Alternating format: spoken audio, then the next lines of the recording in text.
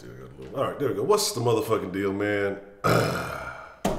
Welcome to The Den. If you're not familiar with The Den is the best conversation on the internet. I thank you this evening for allowing me to be your host. I am Ed Honcho. And welcome to The Den. I'm just glad you could join me this evening. I apologize. Last night, I had everything set up. The topic we're having tonight was actually going to be last night's topic, but I just didn't make it back in time. I'm trying to just get some other stuff going on, so it's been a little bit of a delay. Let me see here. I got some little extra ass noise outside. All right, so first, let's get all the proper proceedings out the way. Oh shit, I guess it feels weird without the goddamn hat on. I need to do something with this because this background been weird lately too.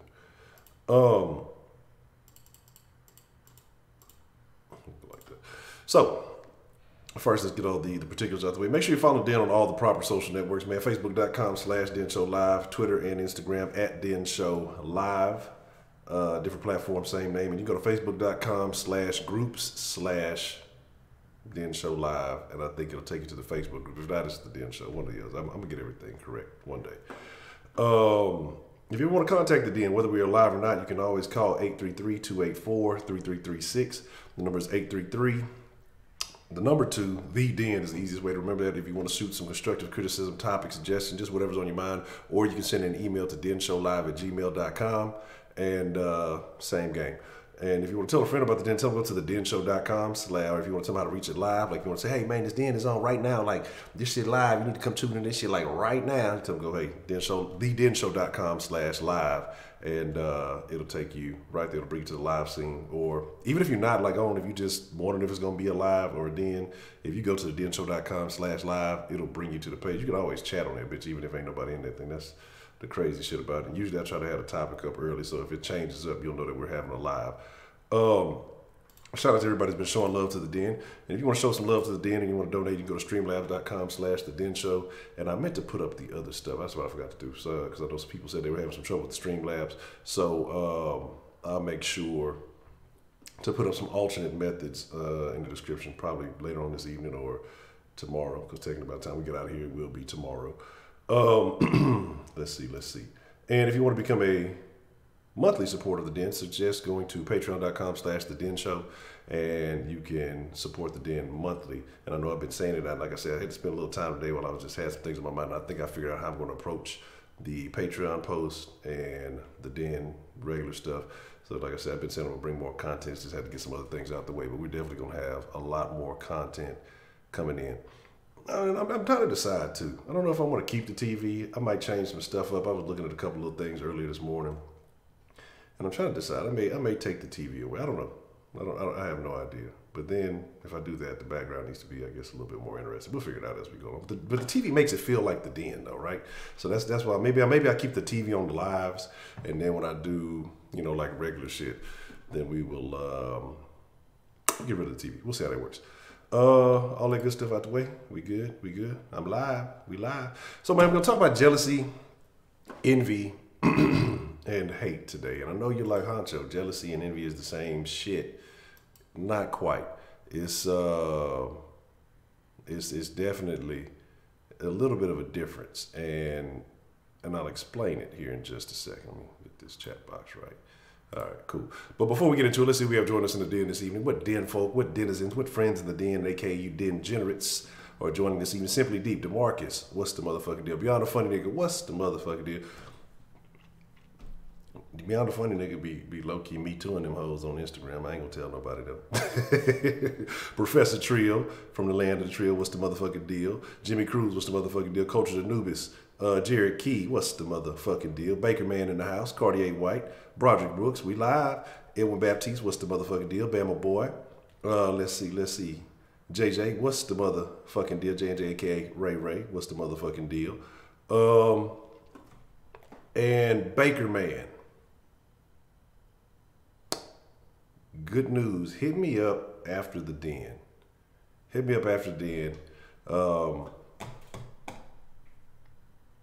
some good news. So I'll just we'll chop it up after the Den. just shoot me a message. You can shoot me a message, and I'll let you know what's up here in a minute. Footballer 503, what's the motherfucking deal? Let's see. Make sure I ain't missing nobody. If I missed you, I ain't dish you. But let's get into the conversation, man. And yeah, jealousy, Broderick is absolutely right. Rashida, hey, Rashida, what's the motherfucking deal? Jealousy is worse than envy. Because envy is just basically coveting something else. Berkeley Boss, what's the motherfucking deal? It probably is. So, you know, on a good note. So, and I'm not talking about them talking to Baker Man on that. Miss Thang, what's the motherfucking deal? Jealousy is when you think someone is actually better than you to the extent where they can take something from you. Envy is coveting something that someone else has. So jealousy is like, say you and your old lady, or if you're a chick, you and your dude or whatever, you're out somewhere, and say you're at the bar or something, and then someone of the opposite sex starts talking to them. You get jealous because you feel like maybe that person brings something better to the table. You start thinking in your mind, oh, they could take this from me, or they could take someone away from me, or take my chick, or take my dude. That's more jealousy. Envy is when somebody has something that you want. You know what I'm saying? And so you covet what they have. Being coveted is a little bit worse. Jealousy, in my opinion, is more fear-based than the other. You know what I'm saying? So. Yeah, I try to charm Rashida up. She gonna put them hands on you, babe. And so, and hate is just unnecessary, really. Hate is kind of like racism in a sense. It's ignorance, you know, in my opinion. Now, if somebody's done something to you and violated you, and I can understand it, but possessing hate within yourself, it doesn't cure anything. You know, like, and the reason I want to talk about this is this is also carrying forth from kind of still from the Nipsey situation, and, you know, old buddy being a hater and things like that. But and I ain't forgot, Broderick. I'm gonna read that text message you had, and it's something that's like we're gonna briefly talk Nipsey a little bit later, because there's two things that I noticed that I wanted to talk about. But it was a very good text, and I want to see, because like I said, we have a lot more Southern-based people here, you know, and so I think that what you presented is very interesting. So, James Harden, what's the motherfucking deal? Dr. Rabbit, what's the motherfucking deal? So my thing is, and Miss Thang, I don't know if I shout out to you, shout out to Miss Thang. If I didn't, well, I'll do it twice. It's all nice. I got bronchitis. But let's talk about it. Is there ever a need for hate, jealousy, or envy? Can you do something? Let's start with hate, okay? And I think you can. So, could you do something, say, bad to someone who, maybe they didn't do something malicious to you. Maybe they did cross you. But can you operate with someone, if they've done, let's say they've done something bad. I want to make sure this is properly explained. So let's say somebody did something bad, right? And could you, like, say, kill the family member? Could you approach this person? Could you deal with this person without hate in your heart? Because it's something I find very interesting. Is you see a lot of cases where mothers have lost their sons and things like that, or killers, you know, in court, and the family will be like, hey, you know, we forgive them, we don't hate you, you know, or some people say they feel more sorry, or whatever it may be, you know what I mean? Could you do that as an individual? Do you think if someone killed your closest family member, if it was your best friend, or whatever it may be, you know what I'm saying? To kill somebody, you have to hate them. Okay, you think so? Because I was just thinking it as I was saying it, but then I changed my mind instantly. I'm going to tell you why. There's 2 or 3 reasons. Because I don't think you necessarily have to have hate to kill someone. And why I say this is, there could be a couple of things. And I think murder is more purpose, or not, purpose is almost bigger than hate. What I'm saying is that, exactly, self-defense, or someone, harming someone else, close to you. You don't necessarily have to hate them. If somebody broke into your house and was about to attack you, you don't necessarily know that they're coming. You're not sitting here stewing, just waiting on this, unless you're one of these new internet niggas who calling niggas out on fucking Facebook Live and shit. Let me tell you, y'all young niggas be talking about y'all don't fuck with Facebook, but y'all goofball show be pulling pistols and guns and shooting out on Facebook, goddamn. Motherfuckers always be talking about, nigga, that Facebook for old people. These young niggas steadily fucking snitching on themselves on the goddamn Facebook. I don't know what y'all need to give them the message, goddamn. But what I'm saying is, so I think purpose, and what I mean by purpose is, the purpose is survival. Survival is your greatest human instinct.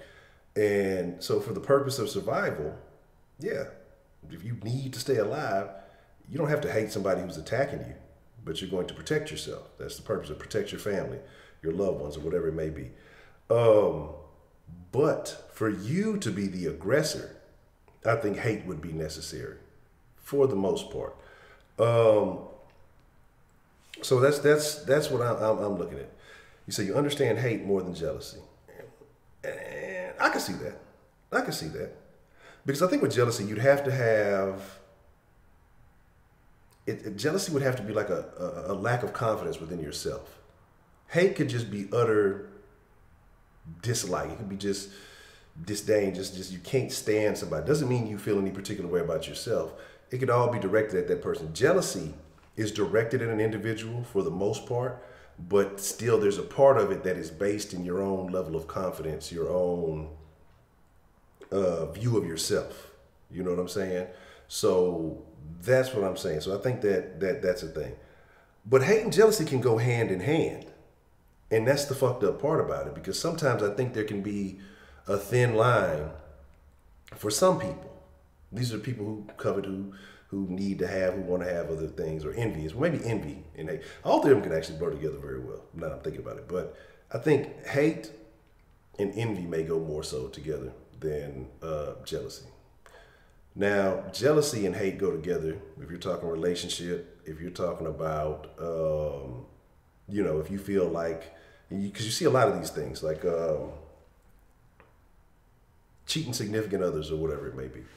Well, there's jealousy. Now, that person has done the thing that you're afraid of. And that might not even be hate so much, but that may be, what is that? What fuels the rage after catching a significant other cheating? What's the fuel behind that? Is it jealousy? I don't think it's hate, because I think it's this love that you have for this person, this perceived love that you have for this person, and maybe that being twisted up and broken. It does it turn to hate? What is it exactly that makes that a thing? Is a broken heart? Is it hate? Is it a mental thing? I have questions. I don't know, but I have questions. I'd like to figure that out. Hurt. Okay. 335, what's the motherfucking deal?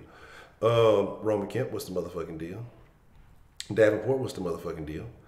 And broken trust. Okay. Said your feeling of helplessness is your best friend. Is it? Is it? Sometimes I think helplessness can be debilitating.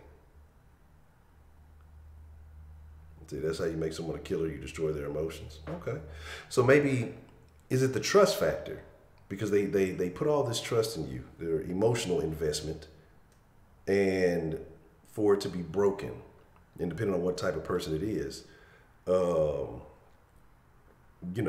may be the straw that broke the camel's back. Might be the only straw. Might not even be no camel. Might just be a straw, and they just go crazy. But here's the motherfucking tea. But here's what I'm saying though. It's unfortunate, but these are do you feel like these are necessary emotions in life? Hate, I can understand. I don't think envy is a necessary emotion in life. I think it's a weak emotion. And I think that jealousy is a weak emotion. Nah, I ain't seen this. Here's the motherfucking tea. Nah, I ain't seen that. I'm suing, goddammit. But nah, you know what I think? My thing is this, man. I was just sitting there thinking about it, and again, we can come up with all the stories we want. Nobody knows for sure, but what there is hate on that part. And what I'm talking about is because I'm looking at this from the Nipsey situation. It's like, how do you do something to an individual who's done so much? Like, these motherfuckers, but California, they had their little senator or whatever, they stopped their little session, they took a day off. They were looking for a reason to take a day off, and they were lazy motherfuckers. But just the outpouring that I've seen from all over the place. They did a video with Shannon Sharp and Skip Bayless talking about it. Like, I mean, all of this stuff that's been going on. So how do you dislike this motherfucker? It has to be envy. It has to be, you think there are variations of hate? Okay. I think that could be a thing too.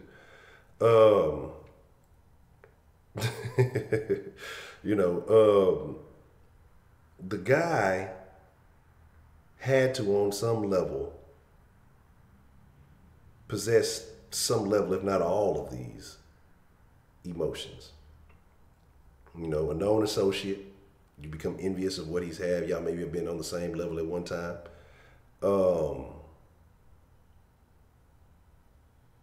Jealousy. I think he's taking something. I don't know what he would take from it that he didn't already have. But envy, definitely. Hate, probably. Maybe because he embarrassed him. Maybe he felt a particular kind of way about something. Because I think that those other things can start off as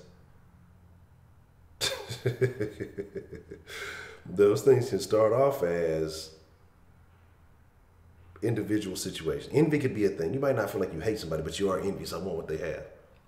But then I think envy can breed hate. I think jealousy can breed hate. Hurrah, what's the motherfucking deal? Envy doesn't necessarily have an origin. It could be admiration. Could it be too much admiration? Is that where it is? And so, like I said, just looking at these things and thinking about these things in different perspectives. And yes, I was on time today. Hold up, man. That's that's a first. I'm gonna start trying to be better about that. Getting on time, instead of having y'all waiting there for an hour in the fucking comment section and shit. But my thing is, it's very unfortunate to suffer from any of these things. And so as we get some calls going in, as we get some things going, as we get the conversation going a little bit more, I'm gonna shut up here in a few. But as we get the conversation going a little bit more, I want to know what you guys think that you can do to cure these ailments, because these are ailments. You know what I'm saying? So you say you envy, but deep down be genuinely happy. I can see that, but inside though, you truly want that car? Do you really want it for you, or do you just want the fact that they have a new car, that they are riding with that new car smell? I mean, because envy, like I say, envy and jealousy to me, they have something within you, that's where they originate. But here's the thing. So like I said, I want to know what you guys think you can do to cure these things. I'd like to hear your opinion on what someone could do to, if they suffer from this, or if you're dealing with someone who suffers from this, how do you handle a person who may hate you, who may be jealous of you, or who may envy you? And like Brian said, it could be a good way, but let's say envy you in a malicious way. How do you deal with somebody if you know that they have these feelings towards you? If you have these feelings, a word, Roman historian, man, Teddy pinned her ass down.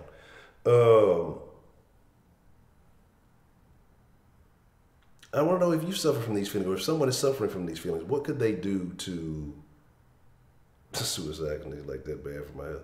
What could they do to alleviate these ailments? Because these are ailments. This is suffering, in my opinion.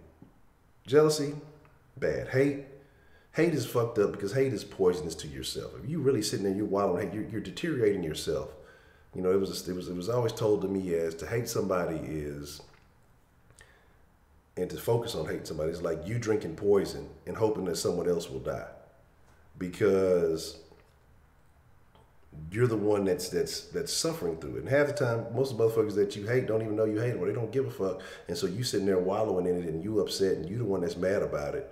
Okay, and so you're really the one suffering from hate. The person that you're mad at isn't suffering. So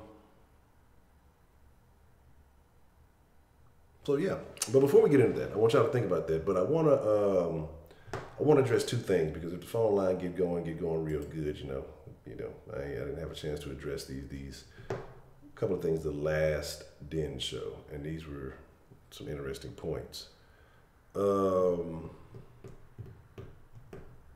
First, I want to read Broderick's message, and it was a very good message, and it's like I said, it kind of still ties into Shonda, Lisa, what's the motherfucking deal? Glad y'all could join us. Because the message that he sent, it kind of tied into the Nipsey situation. Like I say, I was looking at this because of the hate and envy that, you know, haters have. And that's what I said from the very beginning when I thought was the Nipsey situation was just a fucking hater. And hate will kill. It could either kill you or it'll kill somebody else. But Broderick sent in a text and he said, hey, here's the scenario. What if this same type of situation happened to Jay Prince? Those of us from Houston know about the legend of Jay Prince and what he continually does for the community and what he's done for the rap game. Let's be honest, he's the only person who every big name in the rap game knows not to cross wrong, including Suge Knight, Puff, Baby, Master P, Rick Ross, among others. Now consider how he got that reputation. He's no doubt had some people touched, and I'm sure he has a greater list of enemies than we can imagine. There's likely people out there that want him dead and don't care how much good he does. So if this was Jay Prince dying in this manner on Sunday, would we even allow ourselves to see the truth? Could we be honest? Okay, well, I'll read it back when Dizzle come back, because I didn't even realize. But I'll bring it back whenever Dizzle comes back, or I'll text it to him and let him check it out. But you know, you said your best friend interviewed for 20 years, and now we don't speak because he's truly jealous, and if he and if me and they're truly jealous of me and if I don't trust him, and so I can understand that, and that's a fucked up way to be, man. It's a fucked up way to be, and you think about how much time you spend with a person like that. And sometimes, you know, you got friends who are like that, and sometimes, you know, they play it off like they're just joking.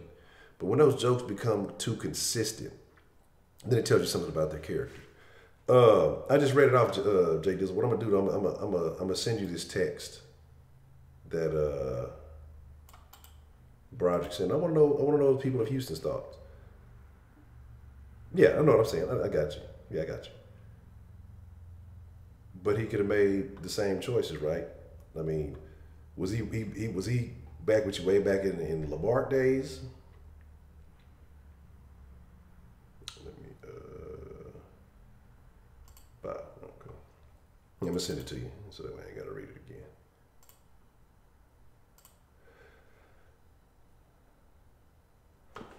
You said you called that the Jay Prince hype? I don't know. I don't think I would call it hype. It was a lot of cats in New York who was sitting there talking about, oh, Jay Prince this and that. He ain't gonna get that change back. We don't give a fuck about Texas. You know, we got a bunch of Jay Princes up in New York. You know, we ain't gonna do this and we ain't gonna do that. And then what happened a couple of days later? That same nigga who said he was gonna spit in Jay Prince's face and do all that other shit, right? What happened? He was sitting there side by side with Jay Prince, taking a picture with the chain and all that good stuff, right? So, again, you know, people trying to say, nah, he went and got another chain made and all that. And I don't know about that player. That'd be different if he would just had the chain, but he went and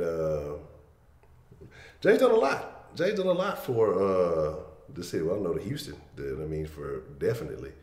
You know. And again, he's done very well for himself.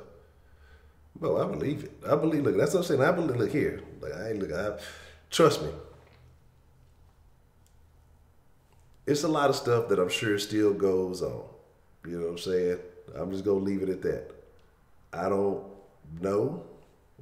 I'm not sure. I wouldn't say that. I'm sure Nipsey did a lot of good, but I'm sure that there were some, like it was said, the other day. Hood politics. You know what I'm saying? A fake Jay-Z donation from Nipsey. Wow, niggas a scumbag, man. You know. So, you know, there's always hood politics. You know, there's a story of Mike D. If y'all ain't never heard it, I find that very interesting. Y'all should go Google that shit. But it's some scumbaggy people out there, man, and it's some people that really just need to be thrown away. Like, don't get to push the reset button, don't get to do none of that. Just throw the motherfuckers away. And the thing about a donation for Nipsey, like, that's something you'd have to be kind of. You talking about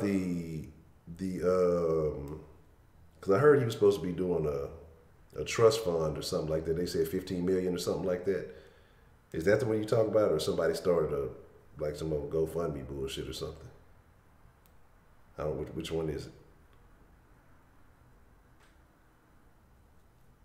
Because what happened? Like I didn't see what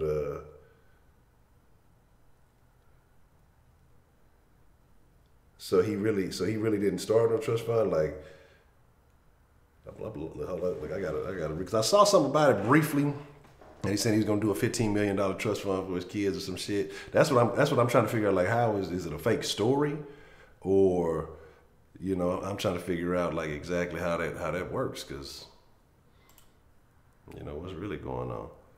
I'm lost. I'm lost at the sauce. I don't know what's going on. I'm trying to figure out what was shaking shit. Goddamn. You know what I'm saying?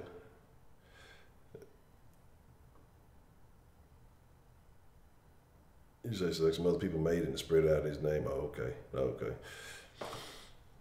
don't know. Like I say, because at first I thought, because I know Jay was a big fan of Nipsey. You know what I'm saying? I know he bought all the mixtape stuff, but I was like 15 mil. That's a big deal when I first saw it. Like, it's very interesting. But here's my deal. Like, and I'm not saying Jay don't do shit, right? I'm not saying he doesn't.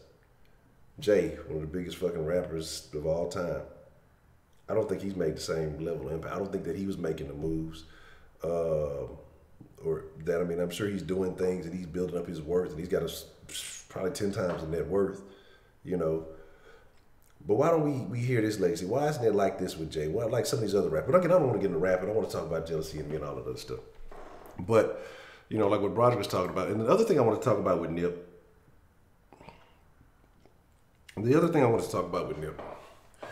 is this is something I bring up often. And I have to soul search myself too when I talk about it, because of my position in this conversation.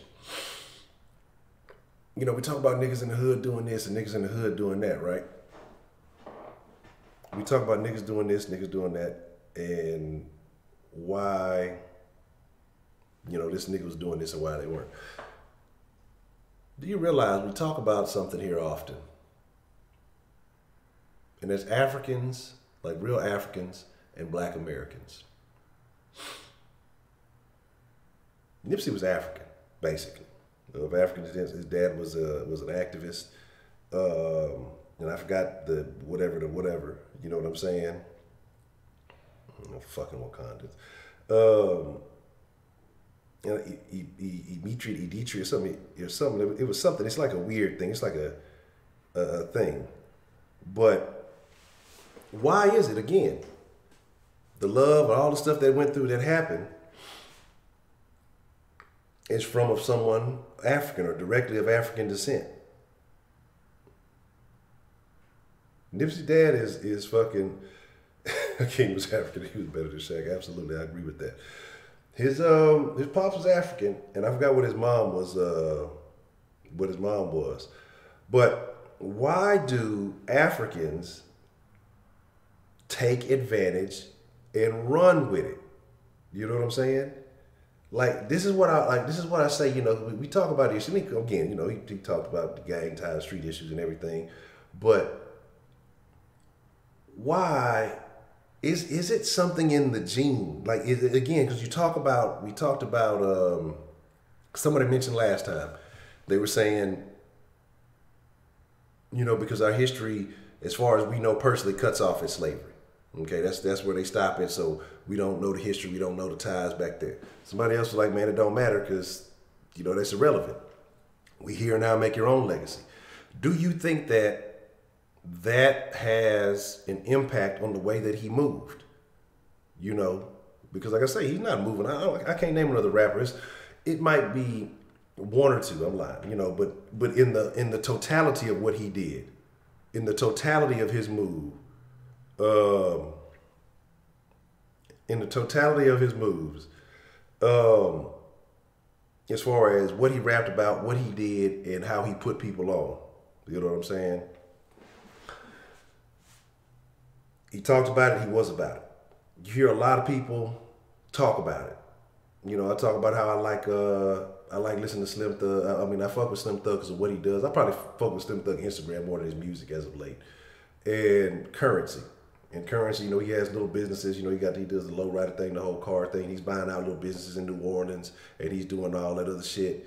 And you know, it's few rappers that are really talking about what they're doing as far as putting their own people. I'm not saying that rappers don't go out and buy businesses. Yeah, Rick Ross got 100,000 Wingstops. He ain't lying. Lemon Pepper is the best. I don't care what nobody say when it come to Wingstop. Lemon Pepper is the best. You know what I'm saying? If you want to meet me in the street over, we can get down. But as far as going back to the hood and people putting people on, Slim Thug buying out neighborhoods. He said buy the hood back. You know what I'm saying? Slim Thug buying the hood back. But like you said, Nipsey was the blueprint though. You know what I'm saying? Nipsey was the blueprint. But the thing about it is, though, nobody's saying I don't think that Nipsey was a saint. You know, I don't think he would tell you that he was a saint. But it's a lot of motherfuckers who do a lot of dirt and they just stay filthy. It's a lot of motherfuckers who start off kind of fucked up. They realize the error of their ways and they change for themselves. And it's some people, very few people, if very many at all, who realize they started on the wrong path, might have done a lot of shit, but they realize the error of their ways and then they start trying to mend the wounds that they may have opened. Nipsey did a lot of great shit, and that's why I say I don't even look at him as a rapper. Like, the rap shit was cool, but he did so much more outside of rap. And what people don't realize is how he did all this shit independently. And it's not no major labels, no nothing. So it was the business mind. It's the business mind that he had, as opposed to even the rap game and all that other stuff. You know what I'm saying? And, you know, because like I say, this is what Victory, that was his first album. And he had been making moves for years before this album ever came out. You know what I'm saying? You know what I mean? Yeah, and it was 100% authentic, because it ain't like he ever ran from the negative shit he did. You know, it's not like shit, you seen the little thing now. And like I say, he was trying to give people a different look, man. But you are who you are, but you can make changes. You can do things. You know, people always try to say, oh, you know, I'm going to keep it real. And that means I'm going to always stay ignorant, or I'm going to stay foolish about how I do shit. And the man was smart, and I give it to him. You know, was he a saint? Absolutely not. You know, absolutely not. But he did a lot of good, and he was trying to change the game. Like I say, having that co-op for people trying to get into the STEM field. Yeah, he still kept it real. Yeah, because you that old buddy with the thing. That's the thing though. But that's what people act like. Just because you're doing good shit for people and you change and you change the direction that you gotta go, don't mean that your entire character has to change. Don't mean like, oh, well, he's a good guy now, he's got to be a hoe. No, fuck no. You know what I'm saying? You want good for people, you can do all kind of good for people. Don't mean you got to be a bitch about it. Like, shit, no, fuck no. You know what I'm saying? It's certain shit that just ain't gonna change. But here, man, I'm talking too much. Let's get this line open. But we're talking about jealousy, hating envy. And I just want to throw the African thing out there because of how Africans, or even the second generation, they tend to take the opportunities in this country and run with it. It's just something different. And I look at myself as a Black American, and I say, am I fully maximizing all the opportunities given to me? I'm not saying that no Black Americans do. It's been a lot of them that has. But it just seems like, I don't know the percentages, I don't know the numbers, but the majority of Africans I know, they motherfuckers look, they ain't gonna waste none of their energy. A lot more as far as percentage-wise as Black Americans. The percentages ain't as good, you know? So it is what it is. Let's get the number open. Let's get the line open. And Taylor, man, what's the motherfucking deal, man? Shout out to my boy. Hey, look, if y'all trying to get right, yeah, if you in the city, if you in the greater Houston area, man, you need to go holler at my boy HT Taylor Made 360 Elite Training. He's going to get you right if you're trying to get ready for next season. If you're just trying to get ready for the next season of your life, you know, he's going to get you ready. You know, if you're trying to get your athleticism up, if you're trying to get your weight down, if you're just trying to get more confidence about yourself, holler at that man. I put the DN on it. We ain't in the sauce, but if it was in the sauce, I'll put the sauce on it. But he authentic, man. You know what I'm saying? Authentic. And like I say, shit, it ain't no paid nothing. This is from way back. I vouch for that man. I've seen him do it on the field, and I've seen what he's been doing working with the youth. And Houston is going to see a lot of great athletes, a lot of great football because of what this man is doing with the youth right now. So, like I said, if you know anybody looking to get right, that's the man you need to holler at. Let's see. What's the motherfucking deal, man? Who we got calling into the den this evening? Man, it's your boy Roman. Roman, what is the motherfucking deal? What would you like to drop in the den tonight, Roman? Man, first I want to say this, bro. When it comes to, like, all the great historical leaders, I can go on and on. Now, black and white, just historical people who've done good for the world, man. They have all done dirt. Nobody's clean. I mean, nobody. Nipsey, amazing man. He did a lot of great for L.A. and Crenshaw was going to do more, I feel like, for the world and for the United States and the world if he would live longer. But I know he did his dirt. I mean, Martin Luther King cheated on his wife. I mean, come on. I mean, I can go on and on. Kendi, we all know what Kendi did. Kendi had many of mistresses. So these men were great, but they weren't perfect. And this ain't, nobody's ever perfect, man. But that doesn't make them bad people because they ain't perfect, because we weren't made perfectly. But I'm sorry to get off track right there real quick, man. I'm sorry. But let me go to this envy, hate, and jealousy. No. I feel like, in the end of the day, man, I feel like it all goes to hate eventually if you let it fester the wrong way. You know, I feel like envy is always a start. Because you can envy somebody, like Bart just said, in a good way. You know, but then envy can move into jealousy, because you can start envying them so much you get jealous of what they have, you know, because you want that.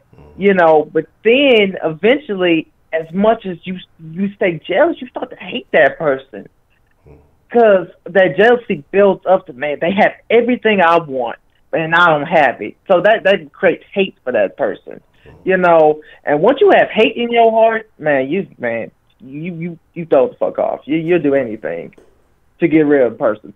But that's how I feel for a person who hates a person. But for the opposite side, if you're the one being hated on, somebody's jealous of you or being envious, make yourself more hated. I mean, that's what makes you the best. I mean, goddamn. You know you're doing something right if you hate it. The thing is, think about it. Let's talk about these famous and great leaders, man. They wouldn't have been shit if they didn't have haters. They didn't have people hating on them, doubting their mind of thinking, doubting their mind of how their actions. They wouldn't have been great to what they are. That goes even the athletes. And I'm not trying to go into sports, but you know what I mean. I mean, when you have hate, you're doing something right.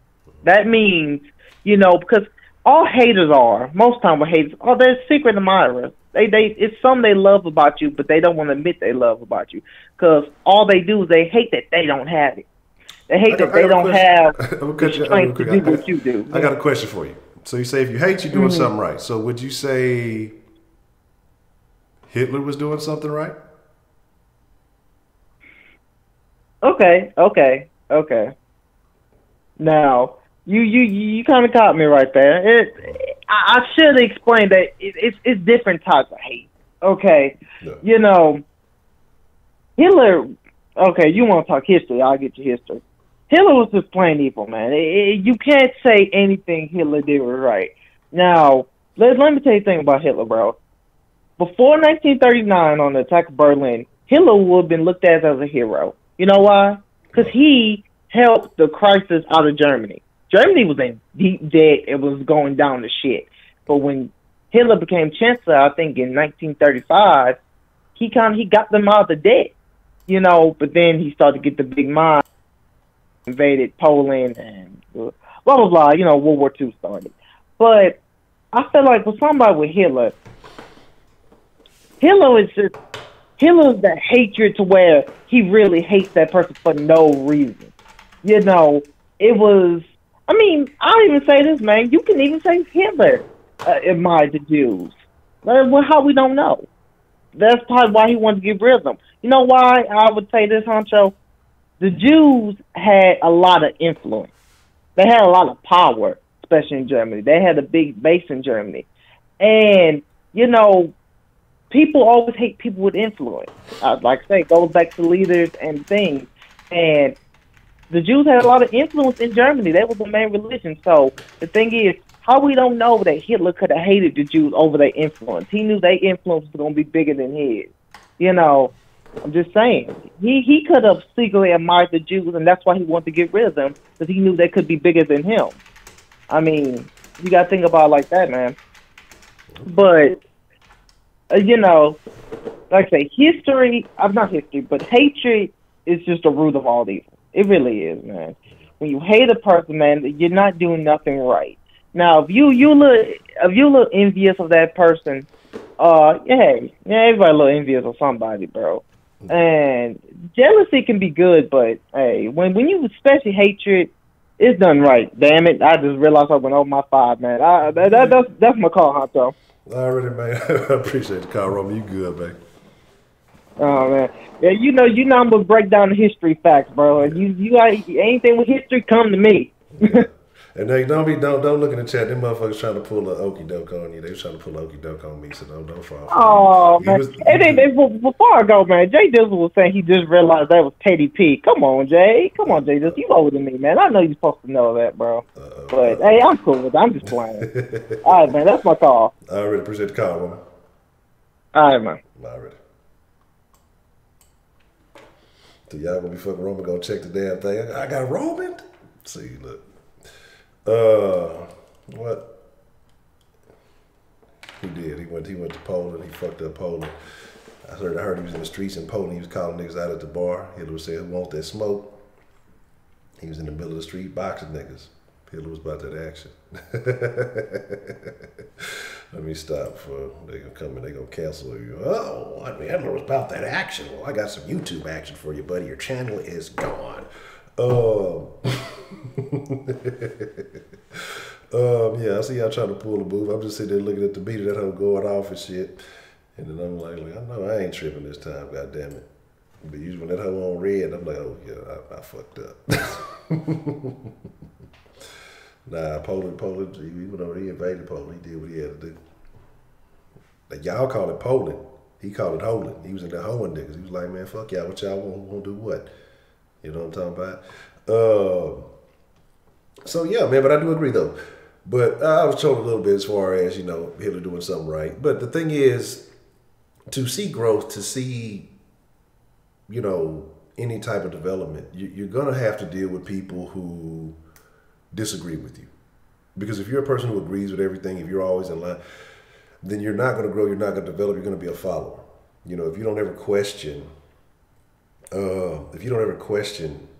your thoughts or what someone says or beliefs or anything like that, then you will never grow it. Again, like I said, you will just be a lemming, a sheep, or whatever you want to call it, until you venture off a cliff somewhere where you'll be drinking Kool-Aid, or forced to drink the Kool-Aid, and it won't be too kosher, you know. But my thing about it is hate. And you said that, you know, if you're not hated, you know, or get more haters, you know. But is that a thing? Is that a good thing? Because that's a thing that we say, right? But is that a good thing? Because like I say, hate can lead to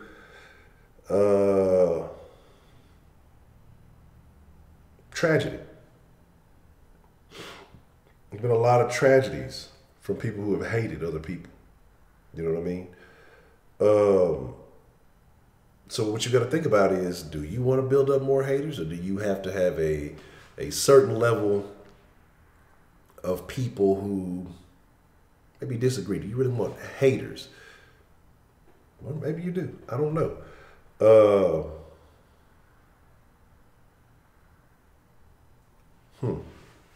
I don't know. It's a very interesting perspective, Cartier. It's a lot. Had a whole lot of A whole lot. I mean, that's what I'm saying. The thing is, and again, y'all just might be 33. That's the old shit.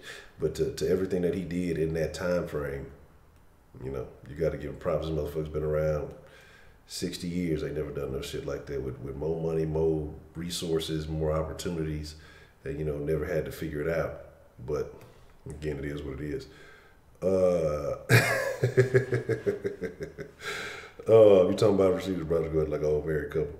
Shitty Cuz got a whole profile, high profile. Well, here, this is what you got to understand. This is what you got to understand about lawyers and punk ass, even punk ass Avenatti and people like this. There's always going to be a lawyer because you got to have a certain mindset, especially to be, I think, more so a defense lawyer. But it's ego almost. You know what I'm saying? And what I mean by that is, if I can go and get this client where the odds are, I mean, it just looks like all the odds are against him, right? That there's no way that he can beat this, i.e. OJ now, right? We all know the OJ case, but y'all have no idea the cases after OJ that those guys end up getting because they got OJ off. You know what I'm saying? And so this high profile lawyer, again, I don't know who it is. I haven't checked into it or whatever. But my thing is, if this lawyer somehow got him off, that lawyer is set for life. And what I mean by that is they will never be without clients. Never. If you go and take a high profile case and again, it's like, so it's almost like a win. It's like, even though the odds are against me, if I can get him off, cool. If I don't, nobody thinks any less of me because shit, the odds were stacked against me. I wasn't supposed to be able to beat this. So it's a risk reward factor. Low risk, high reward if you do, if you are able to get him off. You know what I'm saying? But again, man. Whoa, Heidi.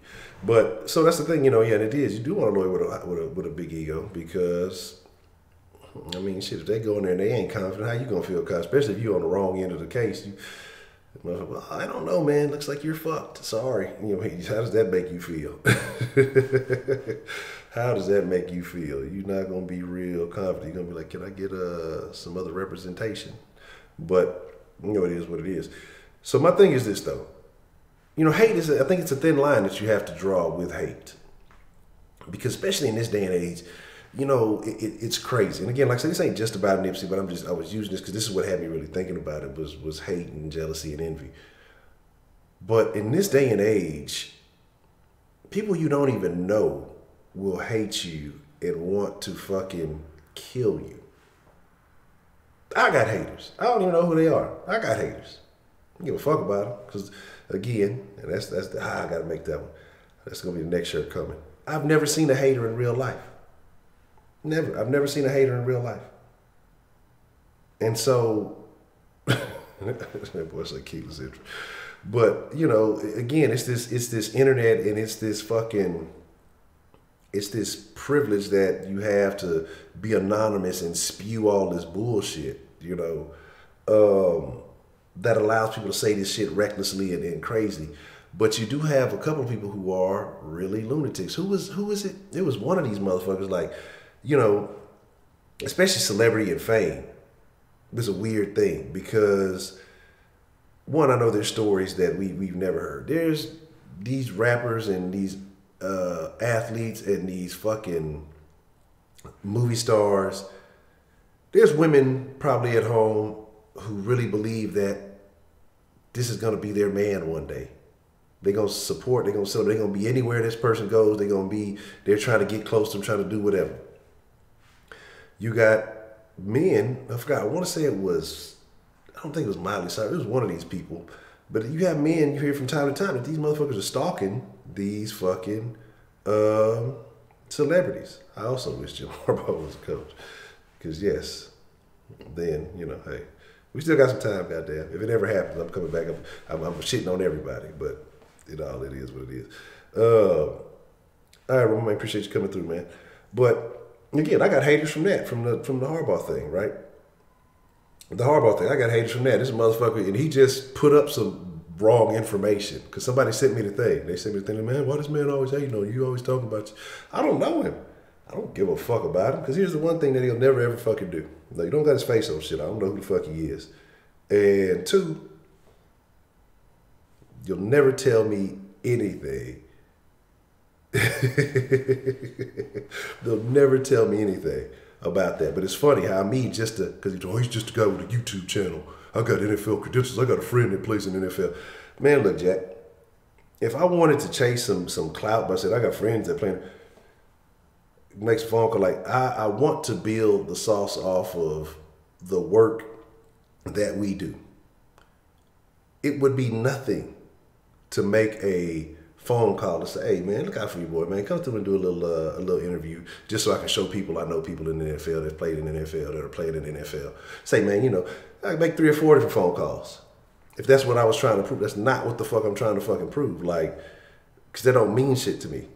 I'm not trying to get clout off of nobody else. What my thing is building. I go to the NFL. Man, fuck you and your credentials. I'll beat you up. How about that? Catch me outside. How about that? And did I tell your NFL credentials to save your ass? But like I said, it's really not that serious. I just don't like people, misinforming. But the thing is, I said one thing. Now, I've only ever said one thing of that nature. And that one thing happened to be wrong. But this motherfucker's putting out information and it's supposed to be this person and that person coming through and doing that. You got NFL credentials. I got the plugs inside the text, but these things aren't happening, right? So it is what it is. But Kevin Cobb don't want to know me, man. He gonna be like, man, that nigga, that fucking goddamn dude used to fuck me up in practice, damn it.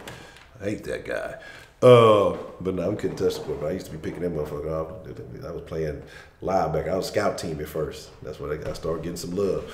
But man, Timmy Chain don't want nobody. I ain't even ate Timmy Chain since that last game. Goddamn, fuck that motherfucking guy.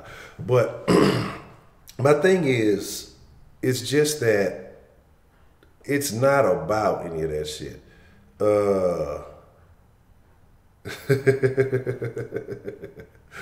was taking him because he ain't sweat his balls off the garage something. Hey, look, man, I'm telling y'all, that's the goal. Like, here's the goal. Let's just give, I guess, y'all an update. Again, to be transparent. As far as, like, I'll probably end up suffering through the summer, but I got some fans and things. But the goal is, like I said, I'm gonna be moving to the other side of town here, probably August, September-ish. And so my goal is, like I said, we reached the goal and everything, that I do want to get a location, because my thing is that I want to bring the round table together. Definitely trapping out the garage, and I probably still do some stuff from home, depending on, like I say, it just depends. We're looking at some options right now, but because I want to. It's without saying too much, because the plan that I have, I don't want to say too much, but a big key piece of it is being able to bring the round table together, where we can operate, say, even if it's only a couple of days a week, even if it's on the week, because I know people have different schedules, but I'm dead serious about what I'm saying about being a contender in the Houston sports conversation. And so what I think is just some things that need to be cleaned up, and that's primarily what this is going to go to. Upgrading some things, like I said, getting a physical location. And like I said, I got some stuff I'm working on the back end. That's why I've been kind of missing some streams here and there, because I've been putting in some extra work myself, because it's going to take a little bit of change to get everything right the way I want to get it. But trust me, it's going to be the best sports conversation in Houston. The Den is going to be the best conversation on the internet. And like I say, it's just sometimes, I don't know. They say you got to dream big, you got to think big. And I just have some ideas that I've yet to see somebody else do when it comes to these type of things, especially with streaming. And I'm just surprised nobody's done it yet, or maybe I just haven't found it. But when it all comes together, the shit is gonna be so fucking dope. Like, I just can't wait. I just can't wait. You know what I'm saying? I'm telling you, I just can't wait. It's gonna be some dope shit. You know what I'm saying? You know what I'm saying? It's definitely gonna go. And I whipped one time on the channel. Look at it. Now I missed a running back once or twice. That little nigga was fast. He was shifty. Fuck y'all. Y'all ain't play no goddamn college ball. Fuck y'all. Oh, of course Ray Ray gonna be. You already know Ray Ray gonna be in the mix. Some live Ray Ray. Heidi can't go on the cruise. She can't swim. You know, fucking Germans have dense bones. They can't swim. When have you ever seen a German successful swimmer? Never. But my thing is, like I say, it's definitely in which we definitely getting there. And man, Just Sarah, what's the motherfucker did when you slid in here? Did I miss you? Well, I'm sorry if I missed you. Shout out to Just Sarah. But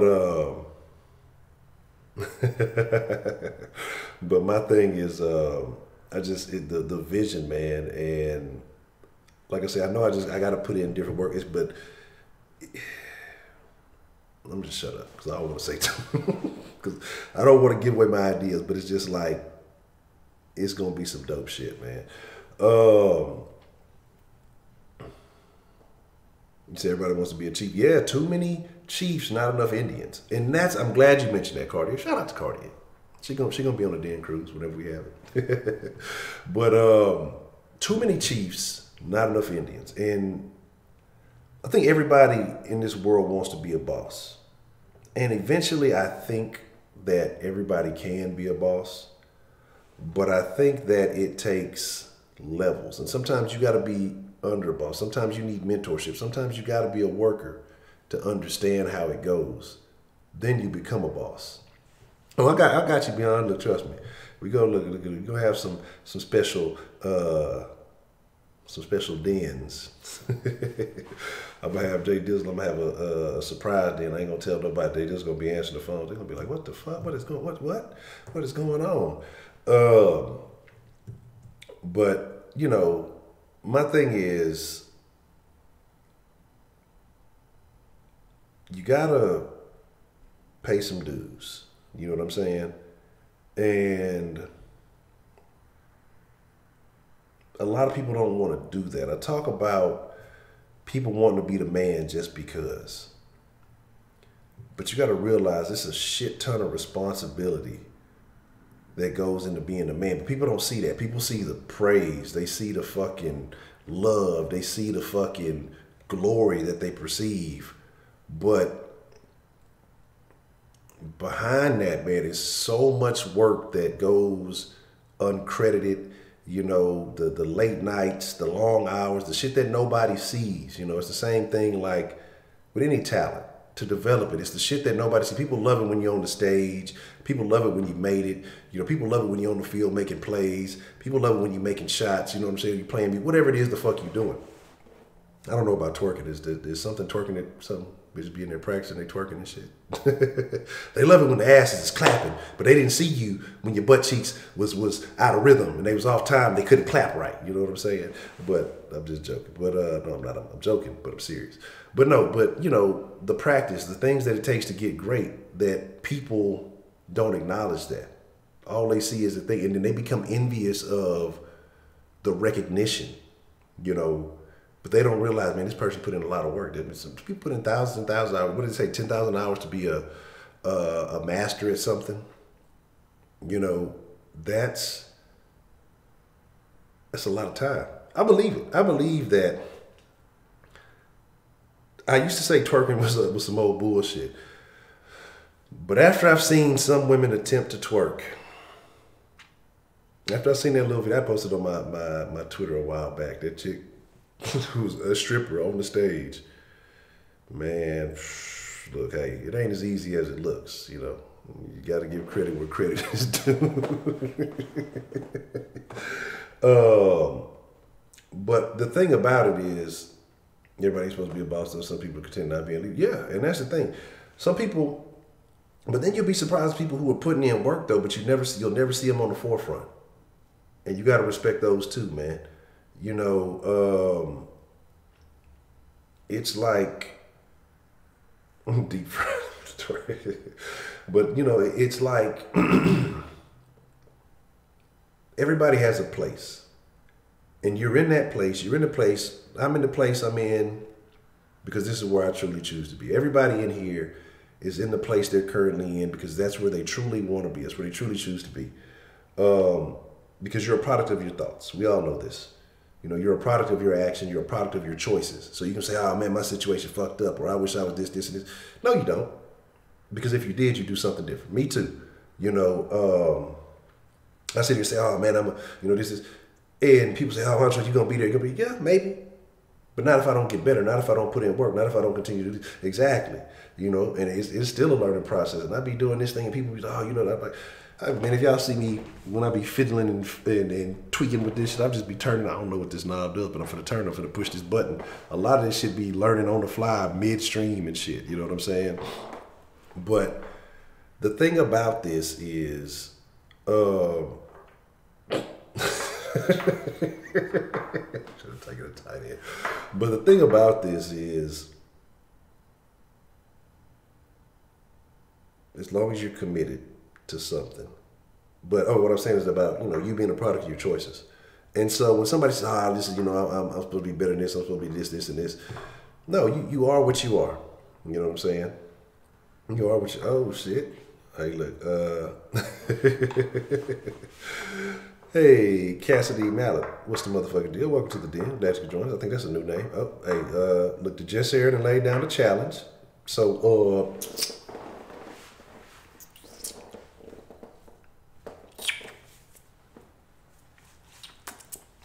I'm just saying.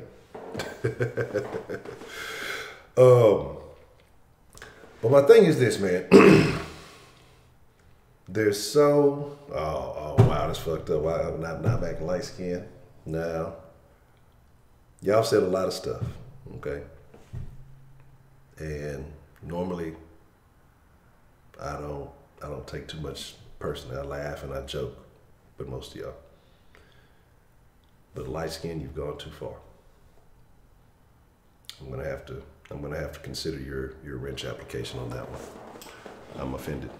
I'm truly offended. You know, it's summertime.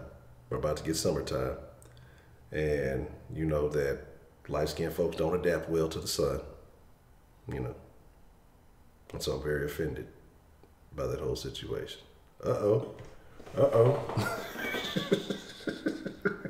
There you go. Okay. Brendan Anonymous. That's what I'm talking about. Okay. 5 down. 5, 3 more to go? That's 1 down, 3 more to go. Who gonna join the challenge? Hey, 335, did you ever get the bracelet? Because I want to make sure, I know some other folks were saying, I don't know if they got theirs or not, but I know some people, they had never sent the address, but I want to make sure y'all had got yours. And I'm thinking about, I know I took a little bit of a delay to get them. $5, Buster. But sometime I'm about to be back in style. Yeah, you know what I'm saying? Yes, it's via Streamlabs. That's what we using. So your pop's a complex and still got sunburn. That's the thing. Look, that's the one. I'm not gonna say the one thing. I love a bunch about it, but that's like a plus, man. Oh, Hezzy, what's the motherfucking deal, man? What's good, man? My thing is never having to have experienced sunburn.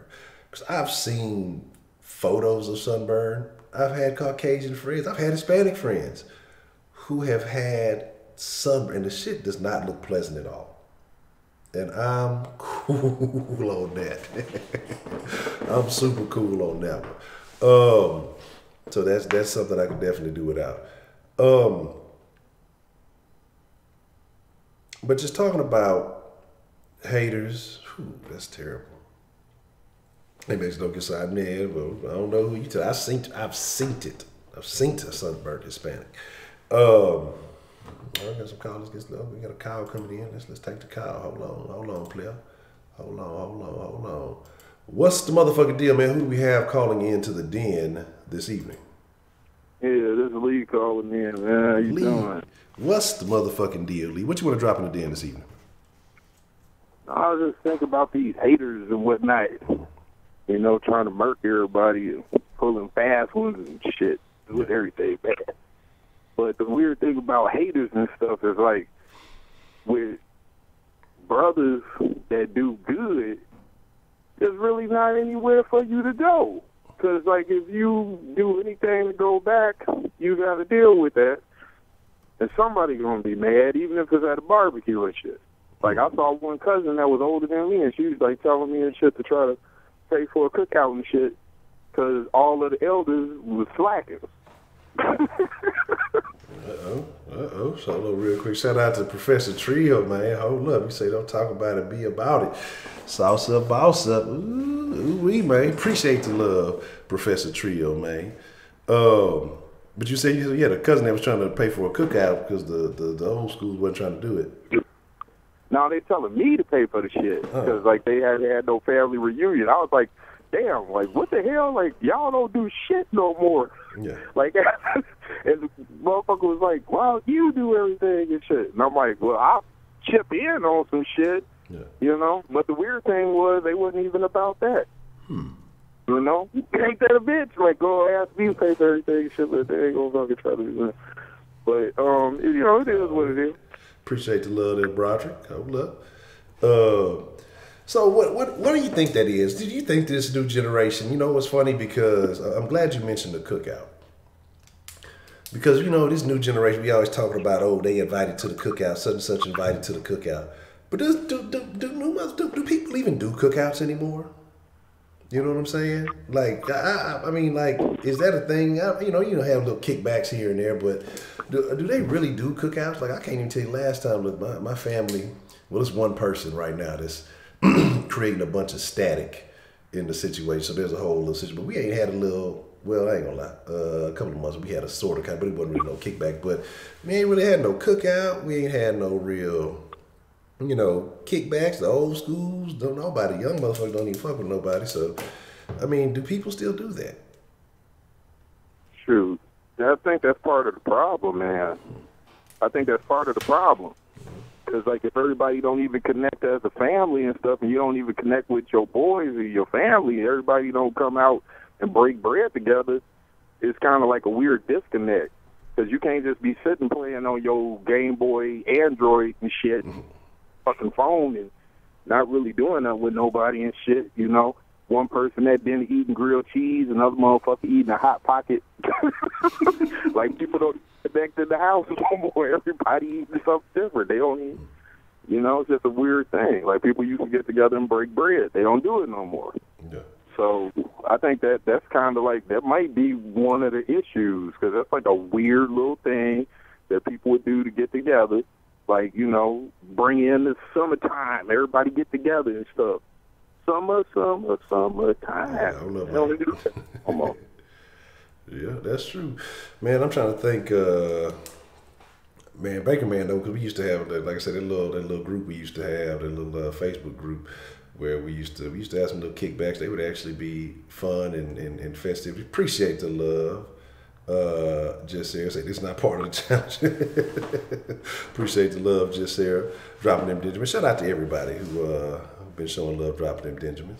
But yeah, man, and that's the thing, like, but even with that, you know, it's funny because I'm talking about the cookouts, the little kickbacks we used to have, and you'd have motherfuckers from the group, oh, Rashida with the love, appreciate the Benjamin.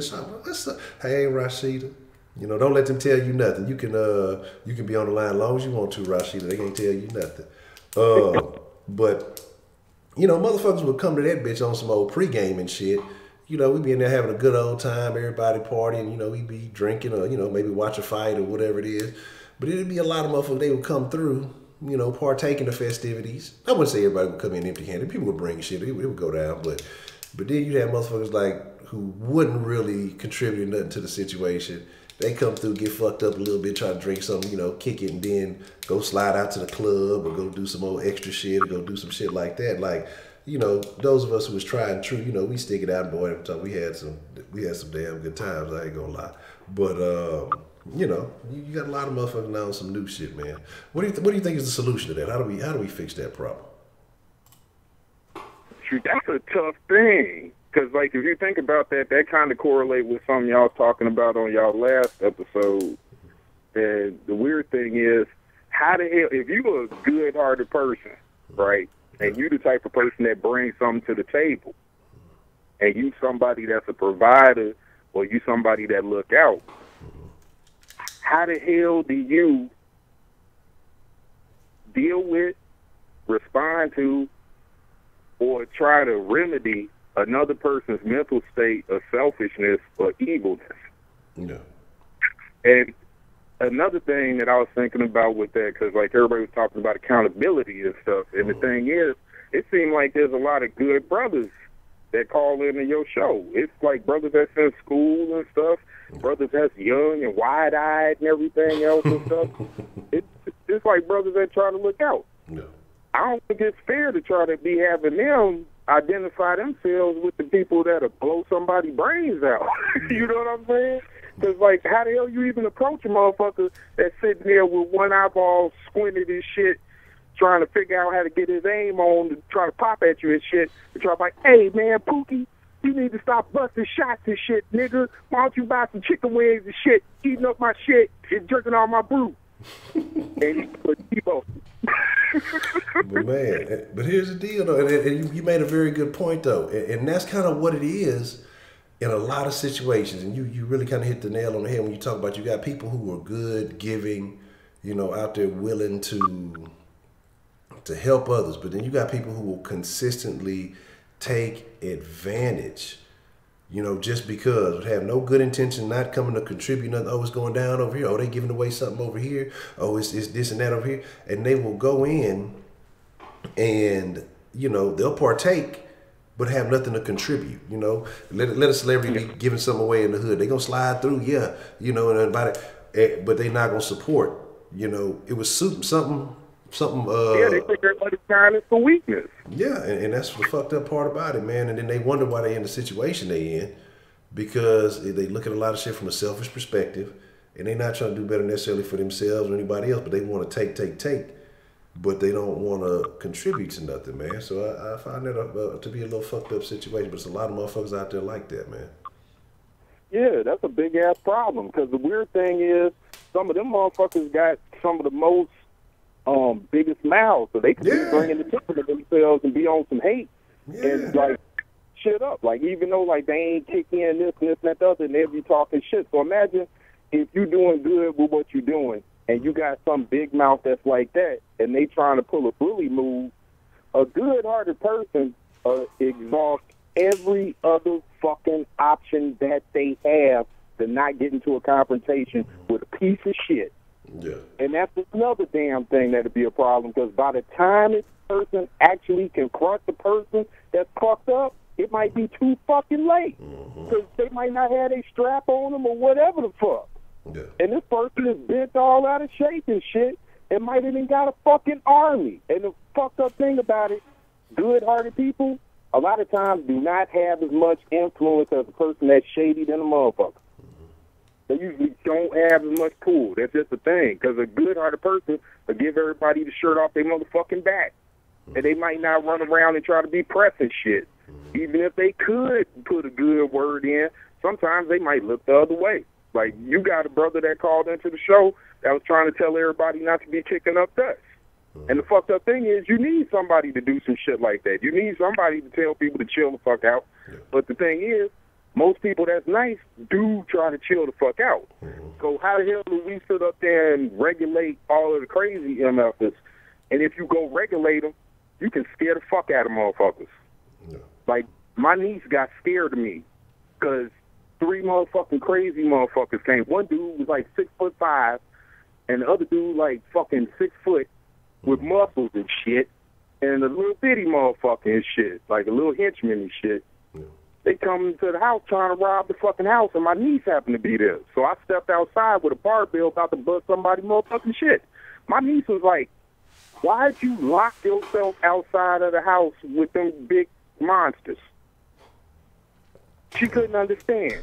Yeah. Sometimes you gotta do what you gotta do, man. I mean, but here's the deal, man. My fault, Lee. I know I've been talking a lot, but we just chopped it up for a second. We got the little rule in effect. But if ain't nobody calling, I want to hear the rest of this barbell story. But if don't nobody call in before we get to the end of the show, man, say that story because I'm gonna ask you about it. For sure. I need to hear the conclusion. All right, but that's a bet, man. All right. Stay up, boy. For sure.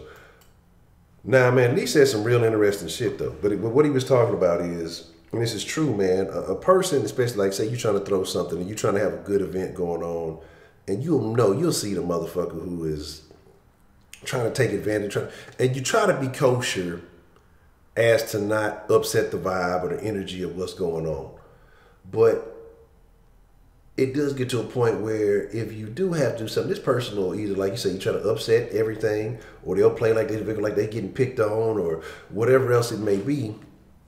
It's like, but sometimes you got to call them out.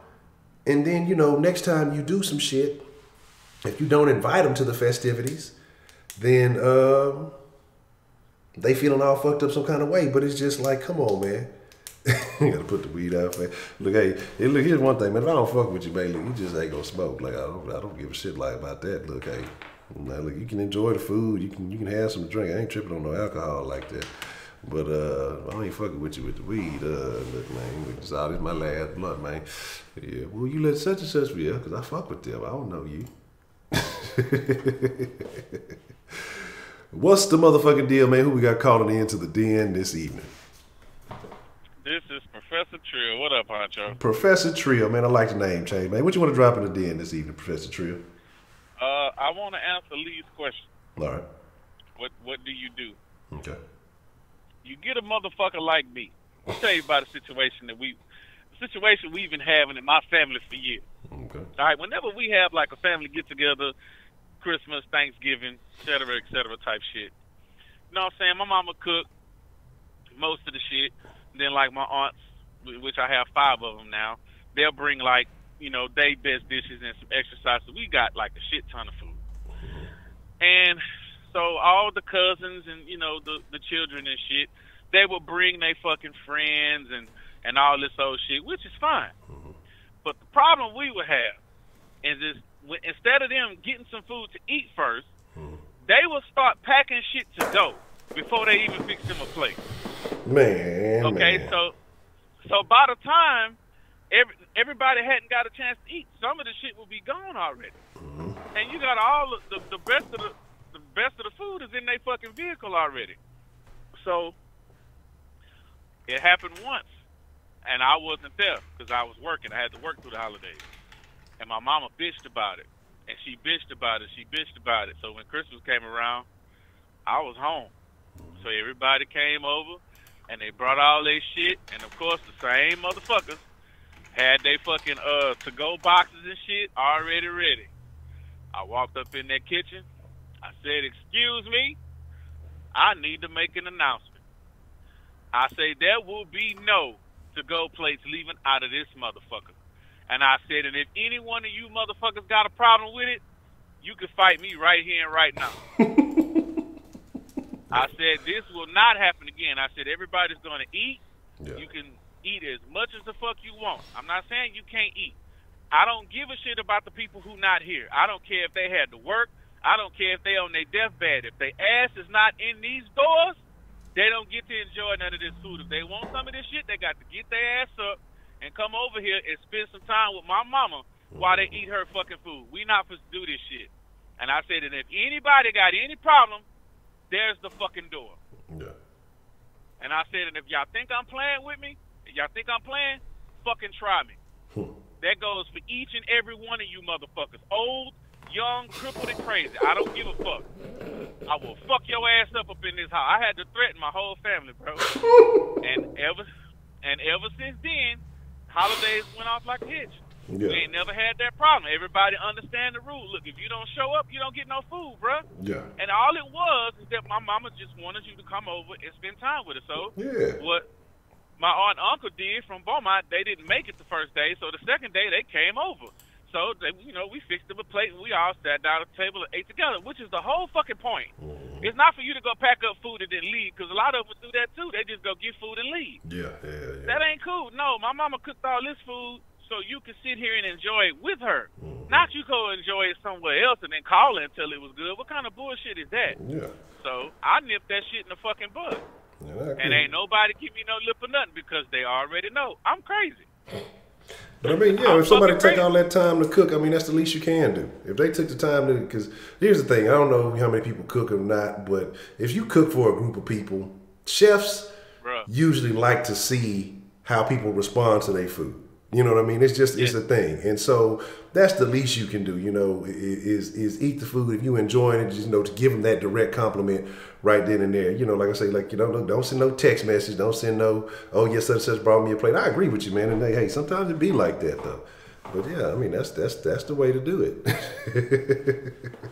I just had to regulate. They all looked at me crazy at first, but not one of them opened their mouth to say a bitch-ass thing. Because they knew I'd have grabbed their ass by the top of their shirt and by the bottom of the back of their shirt and threw their ass out that motherfucking door. Yeah. Female, male, I don't.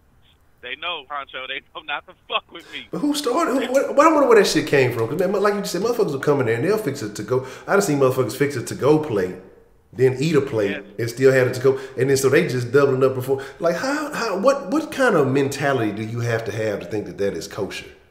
You know what I'm saying? I don't know. It's free. Yeah, that shit is wild. They see a bunch of free food and they lose their damn mind. I guess it's the same mentality as the motherfuckers dumpster diving for weed, bro. Man. I guess it's the same mentality. That roach mentality, it don't get that good, yeah. That's wild. That's wild, man. Yeah, but that's so good. I mean, you ain't lying, though. That's the proper solution right there. But then, like you said, it is what it is. But that's fucked up. But I mean, I think sometimes people got to be, we be living in this life. People just got to be reminded of their behavior. You know what I'm saying? Because sometimes motherfuckers be doing it well. And then sometimes, you got the motherfuckers, well, last time I was here, I ain't even get to get none of this or get none of that. So they justify it by doing some of that other shit. Well, one, get your ass here early. You know what I'm saying? And then two, eat, sit down, eat, get the shit you want and eat it now. You know what I'm saying? Instead of all that nonsense. So yeah, I agree. That's how you gotta do. You just gotta regulate the motherfuckers. You call their ass out. You ain't gotta just put them on the spot. Call them out individually, but you just call out their behavior right then and there, and then threaten their motherfucking ass. Either you go and abide by the rules, you get the fuck out. It's that simple. And you're not gonna like the second option. So just go and do the first. Yeah, and that's the best way to do it. That's the best thing for everybody involved, man. So I agree. AB, we talking about haters, and we got into the conversation about motherfuckers at the cookout eating all the food before, or taking the go plates or taking food and leaving and not actually participating. So we and speaking of motherfuckers who done fell on their head, Honcho, how fucking dare you say that lemon pepper is the best flavor? Wow, we can catch a square, man. Louisiana rub is a close second place. Now look, when I get my when I mix it up, if I get 20 wings, I'm gonna get 10 lemon pepper. I'm gonna get 10 Louisiana rub. But if I'm cooling, I'm going lemon pepper, babe. Like I fuck with the Louisiana rub, man. But shit, it's lemon pepper all day. That's everybody in the chat is saying the same shit I was saying. So you a lone wolf on this one. I'm just gonna set up a poll. I ain't even gonna let Louisiana rub be an option just so I can win. Only option gonna be lemon pepper. Nah, but yeah, I fuck with Louisiana rub, but it's lemon pepper all day, man. You know what I'm saying? All right, I'm gonna go ahead and get off so Heidi can call. Oh well, somebody else can call in. No, I ain't gonna hold my breath. This would be the last day ever we hold our breath for the Heidi call. But that's a bad day, Professor Trio, man. I appreciate the call, man. All right, man. All right. We gotta give Heidi a hard time, It's only necessary. As much flack as Heidi gives everybody, we gotta make it as difficult on her as we can. It's all love, though. Let's see what we looking like since we done updated some things. We got a call. We got somebody calling in. What's the motherfucking deal? Who do we have calling into the den this evening? Hey, it's your boy Josh again, man. Already, Josh, what you want to drop in the den tonight, man? All right, man. About the jealousy topic, I really didn't really have a idea at first, but then I thought about an idea that you would probably might agree with, and you probably might get upset with once I say this. So I'm gonna be jealous of your jealousy idea. Is that what you're trying to say? Yeah, you might be jealous a little bit. Okay, go for it. All right. So now I was talking to this person I'm living with, because she's a nurse right now, saving lives, doing all that stuff right now. Pretty much doing it right now. Pretty much have to drive.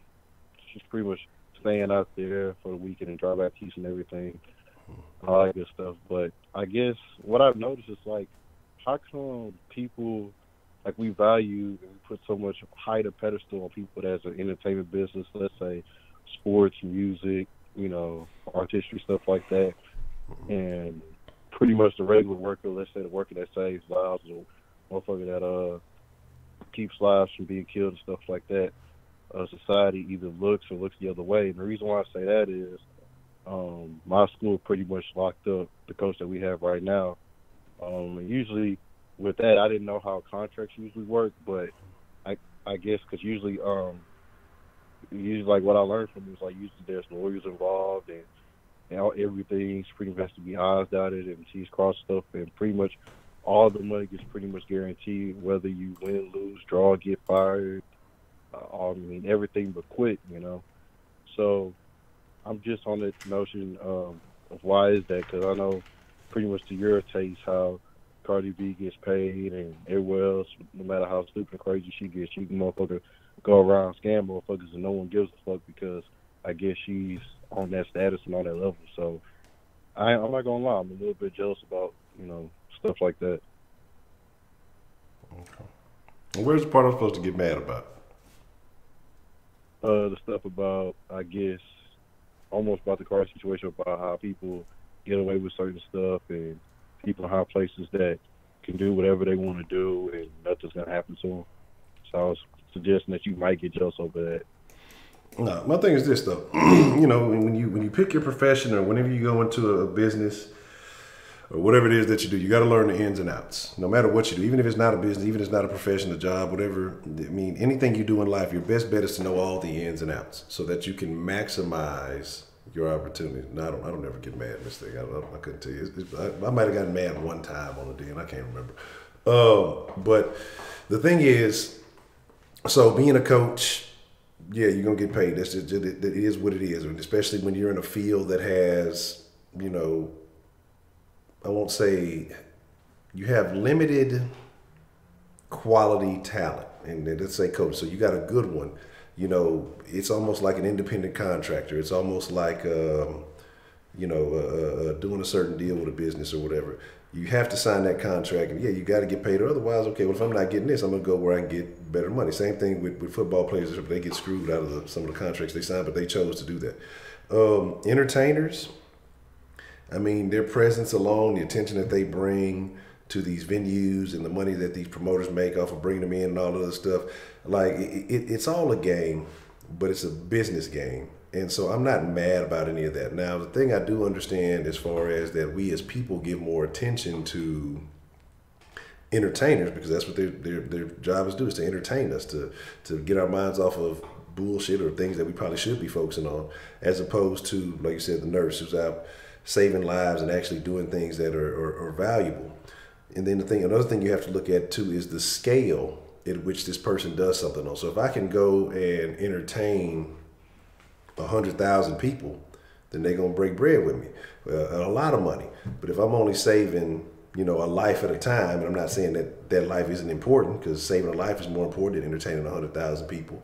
But there's only a certain value on it. You can look at, the healthcare system. You can look at the hospitals. You can look at all these things in America. Lives are only worth so much depending on whose life it is. And so, it's just kind of the game that we're in, man. Is it fucked up? Yeah, absolutely.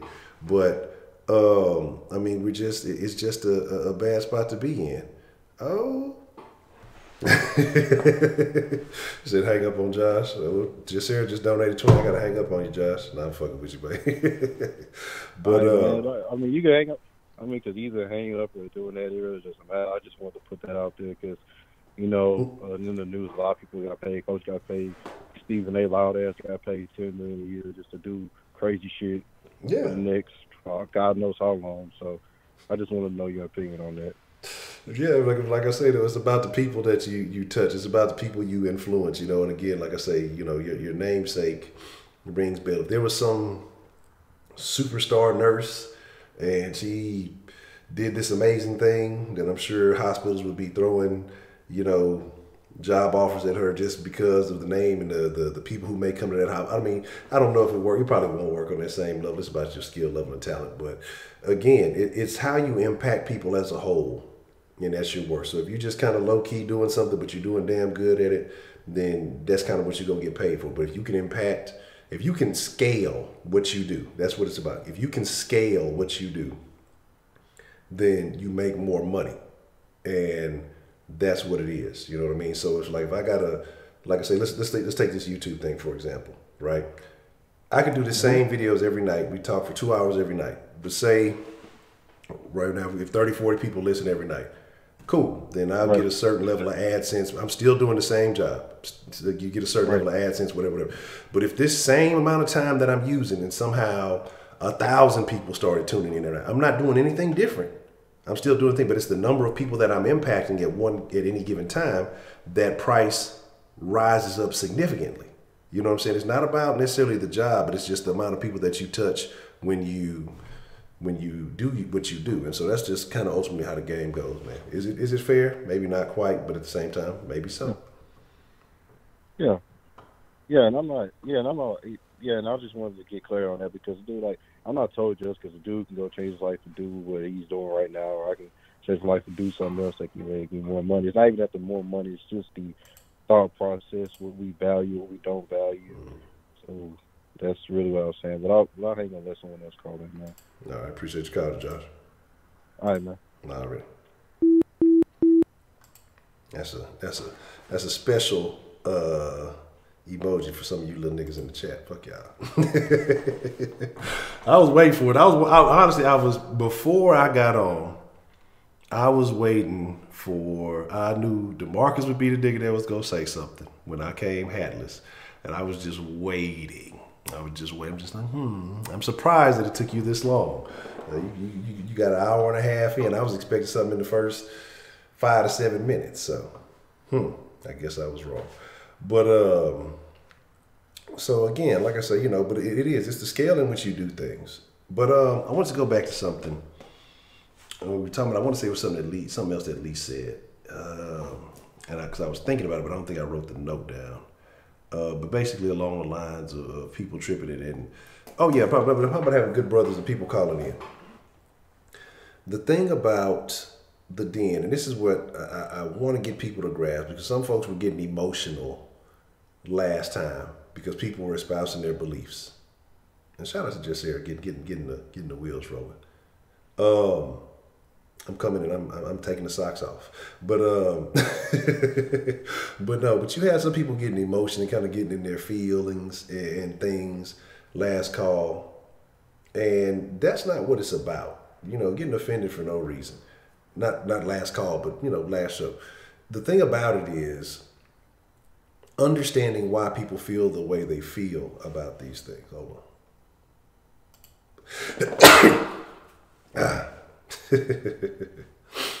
Oh man.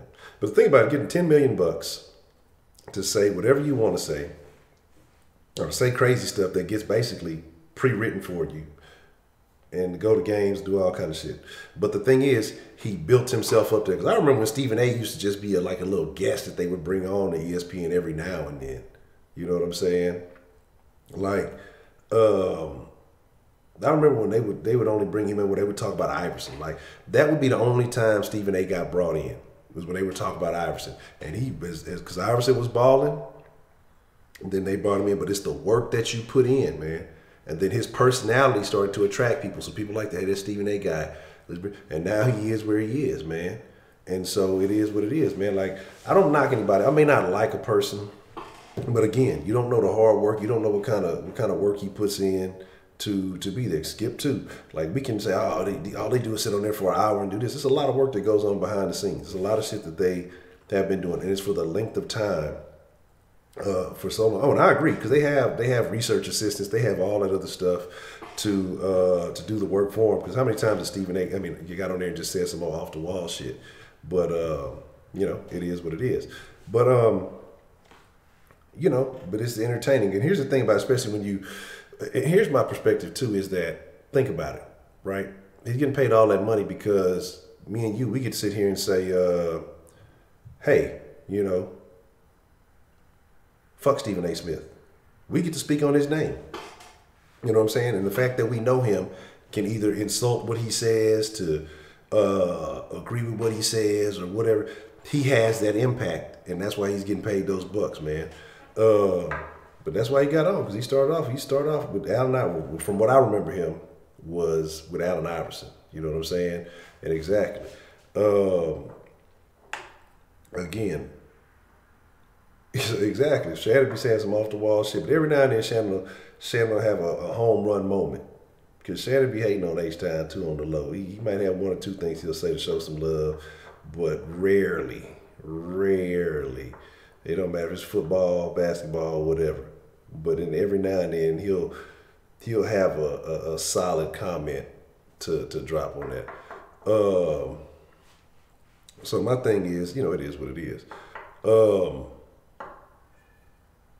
Skip and Stephen A. was male version of you, but you won't say it to Skip's face. The motherfucker be getting made up, makeup on and shit.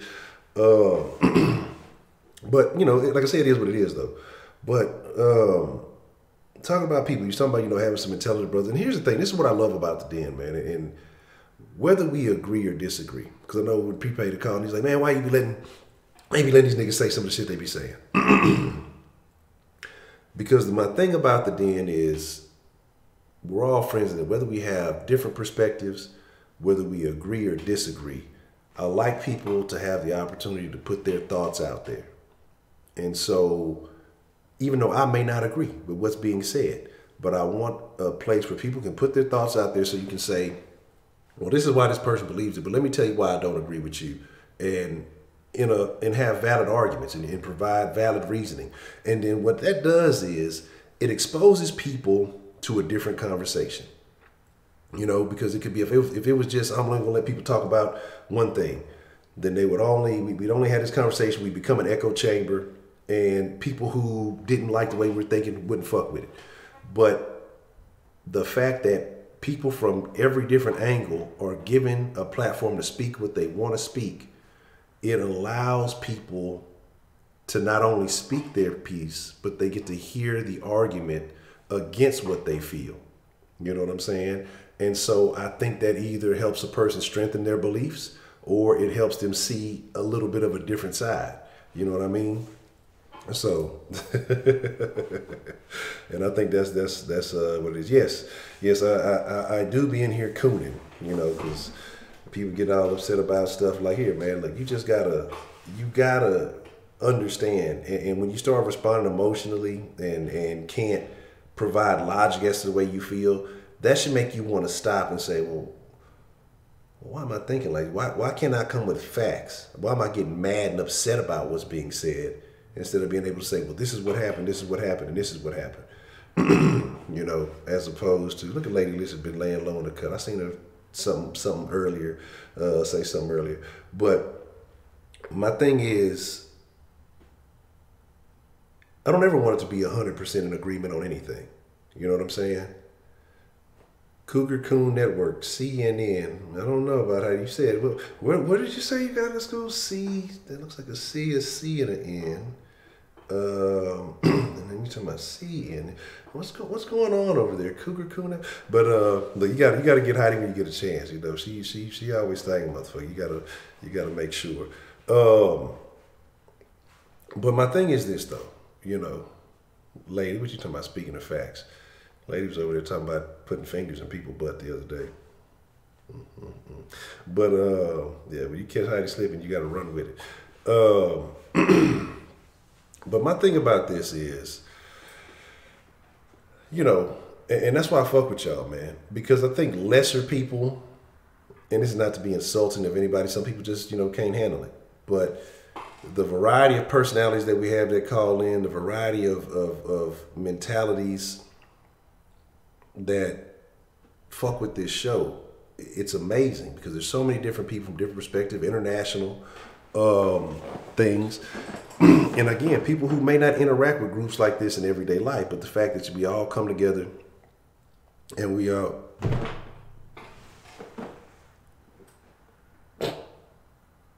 This is why I can't be reading the chat when I be trying to make goddamn points. Yes. But my thing is this. You know what? DeMarcus gonna slide in here one day, ain't gonna have no wrench. But you know, my thing is, and then Jay just said, this is all I say. All I gotta do to upset this whole power structure right now is take away DeMarcus's wrench. Cause then Professor Trill gonna attack and wipe him out. And I ain't even gotta do no dirty work.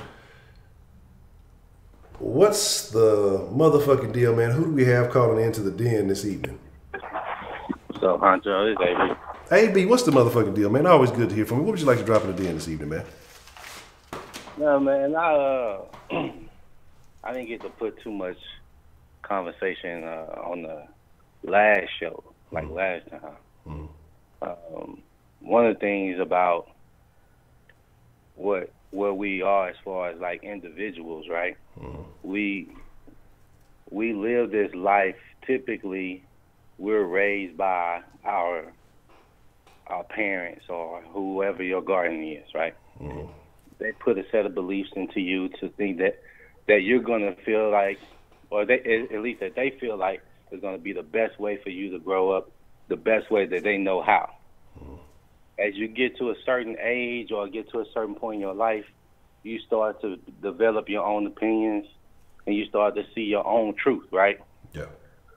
Sometimes we don't break away from traditions or beliefs or life lessons that we've been taught, and we just live that out. And there's other times when you like, the things that I've been taught don't really fit what I see with my own eyes.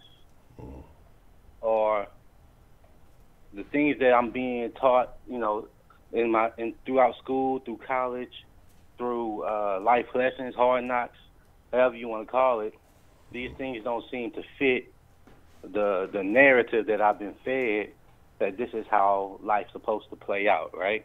Yeah. So if you actually courageous enough to break from the status quo and to say that I'm going to go in a direction of seeking my own truth, wherever that leads you to, that's your truth to believe, regardless of how somebody else feel about it, right? Yeah. If you share that truth or your own truth with someone else, you open yourself to criticism as far as why do you hold what you think to be true to be actually true, and how did you come to that point where you think what you believe is actually true? Yeah. So when I hear us, that's like I'll say in a circle where you say your own commonality of people that you hang out with, shit on each other when someone else brings out their own truth, that's how we keep each other down, in my opinion. We don't allow each other to speak and breathe and share thoughts and expose and maybe fuck up your own beliefs that you think is true and you think that's your truth. Your truth may not actually hold enough fucking water because you so caught up in being around the only people that agree with you. As soon as somebody disagree with what you disagree with, you got a fucking problem and want to call them names. You want to belittle them instead of actually listening and saying, okay, look, does this actually hold water? And if it does, let's explore it and see how they got to that point, and is it actually a truth that we should all look into? So I heard a lot of fucking negativity in the last call. It's just like, it turned me out to the point I ain't want to fucking listen no more. Yeah. But people always talk about black on black crime. As soon as somebody started pointing out that, hey, the fucking system ain't working fairly or justly. It got a fucking slide mark to it, and it's typically against motherfucking black people. But as soon as you say that, you got white people and black people like saying, well, what about black on black crime? Well, that's a fucking part of the environment. And that's a whole nother different level. But I just think that for the most part, good people will listen to each other. But like you were saying, you'll get emotional, get involved, and you you take your own experiences, and then you chop that up to that's the only truth because that's what you've been through. That's your life's experiences. So my question to you is, how do you get to the point where you can get all of us as a collective, like you said, we all have our different viewpoints and our own beliefs and truths, to the point where we actually fucking start respecting each other, regardless of what they believe or don't believe, and stop fucking trying to force your own truth or beliefs into somebody else that don't have that same perspective. Just have enough of a respect to say, I'll listen to you. It may not affect me, but it might will. But I'm actually going to respect you enough to say, I'll listen to you regardless if it's true or not, in my own mind. Okay. That's a good question. That's a very good question. And I guess let me see how I want to phrase it, how I want to put this. Because, you know, and that's what I was hoping that we're gaining by, you know, having the calls and coming in that, you know, because, you know, we call them one at a time, so people have to hear it. But do you feel like, as far as when someone calls in and they kind of say, well, hey, what this last person said is wrong, or do you think that that's an issue, or do you think that's where we're being disrespectful, or do you think it's more in the conversation as people are talking? Like, where do you see the biggest flaw in that? But where do you see that problem being the biggest at? I think most people want to be right,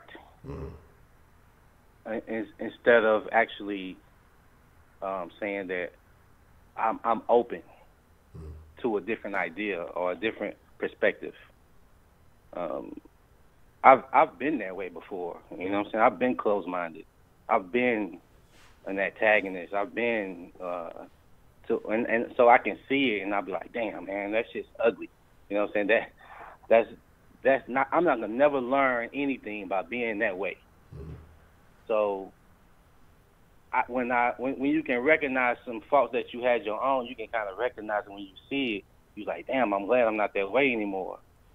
So when you recognize, you like, man, when we gonna get past this? You know, when we gonna grow beyond attacking each other? Again, it doesn't mean you have to take on someone else's beliefs or truths, right? It's just that the attacking part of it, right?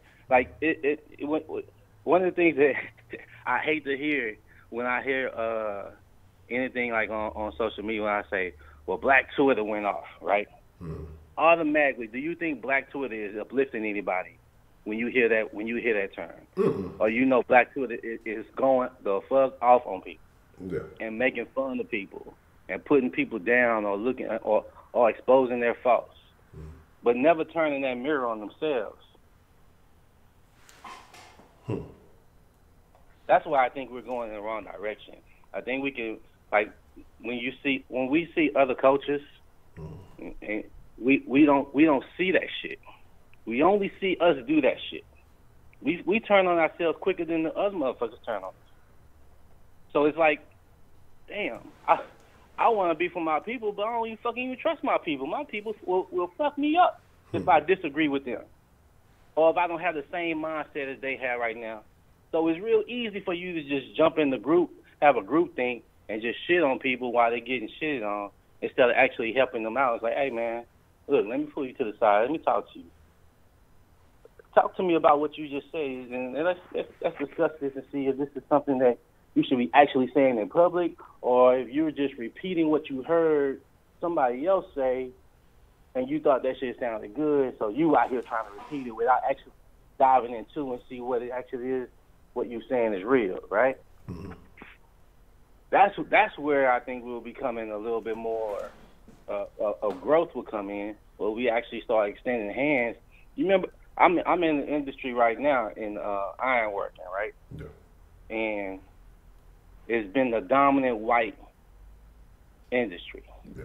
It still has racism in it. Trust me. Oh yeah. Yeah. But think about it like this, right? The way the union works is they have to keep people coming into the union for the people that was already working to pay into the union so they can pay for the people that work their retirement. So it's not enough white people going into these unions. So they got to open it up, right? They got to expose the industry and let other people come in so they can actually retire. Because without people actually paying into the union, paying union dues, they not getting any retirement. They can't retire. They're gonna lose. Their money gonna run out. Yeah.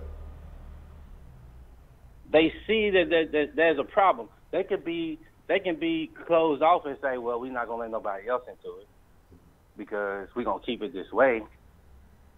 But you see, they have a need now, right?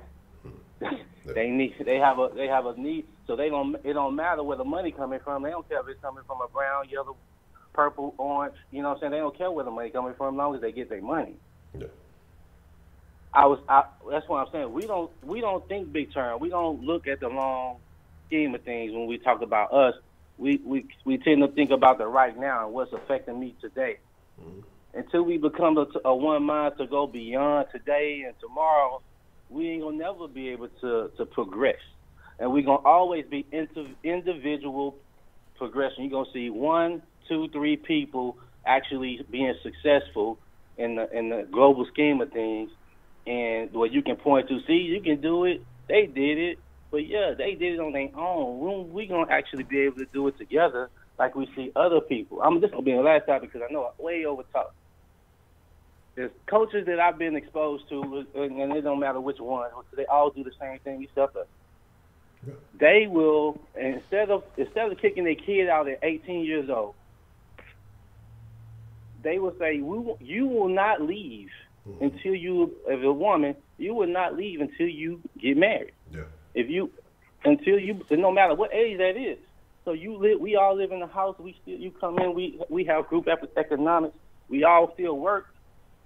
But you don't have to leave the fucking house until you actually go out on your own. And if you're a man, you don't have to until you fucking graduate college. And if you still want to stay home, and we look at that, well, why are you still at home with your parents? Them motherfuckers ain't struggling. They saving money. They bought their house. Yeah. You know what I'm saying? And they got enough money to go buy their own house if they want to. And I'm looking at this, and I'm like, man, why do we struggle with that mentally? Why can't we do this for ourselves when it's possible, when we see other people come here from other countries that's poor as fuck, come here, start all the way the fuck over, and being able to do more than we can? Yeah. Because we fuck ourselves, man. We talk down ourselves. We don't let each other fucking listen and talk. And I'm like, I'm going to end this shit. But I wanted to say that, man. Appreciate the call. Appreciate the den. And all right, man. One love. Shit. And AB, and like I say, as much as I love the humor calls and all that, man, this is a real deep call, and I'm glad you called it. I think there's several tiers to it, but I'm gonna speak on it, man. All right. All right. Man, shout out to AB. And I was on time today, so like I said, we're gonna get that 2 hours of action. We might get 1 or 2 minutes over because I do want to discuss this. And he said a lot of very intriguing things. I think where we're at in society now, there's a lot of facts, especially if we're talking specifically about blacks. You ain't gonna get me on the love meter, but I'll hit you. Let me see what this is. It's gonna say something. Homo.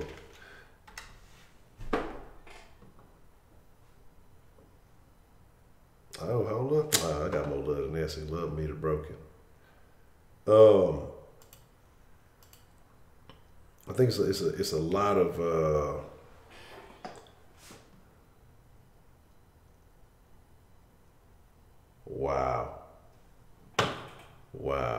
go final thought at you. I'm gonna kill the line. I'm gonna make that the last call.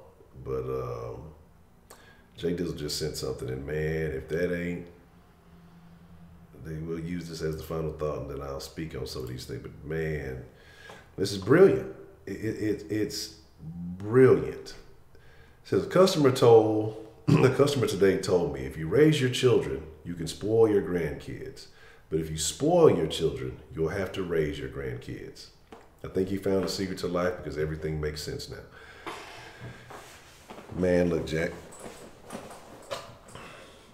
Dude, man. Let me situate myself here right in the chair. First, I want to say thank you for everybody who's participated. Shout out to Jasira, getting that momentum going. And I appreciate that love.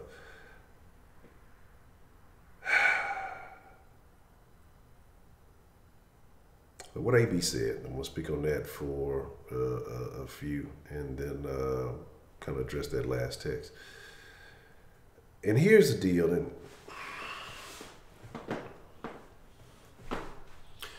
I guess it's a tough situation. It's a tough situation because I can understand what you're saying. Well, you know, we talk about needing to come together. We talk about group economics. We talk about a lot of things. And it's a very, very tough deal because what you have in a lot of these cultures who come from other places, they generally have a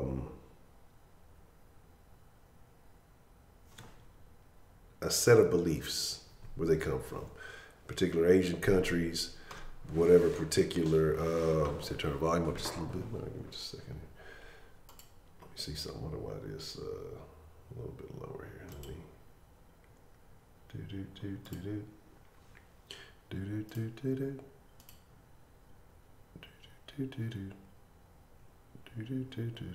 All right. Let me see.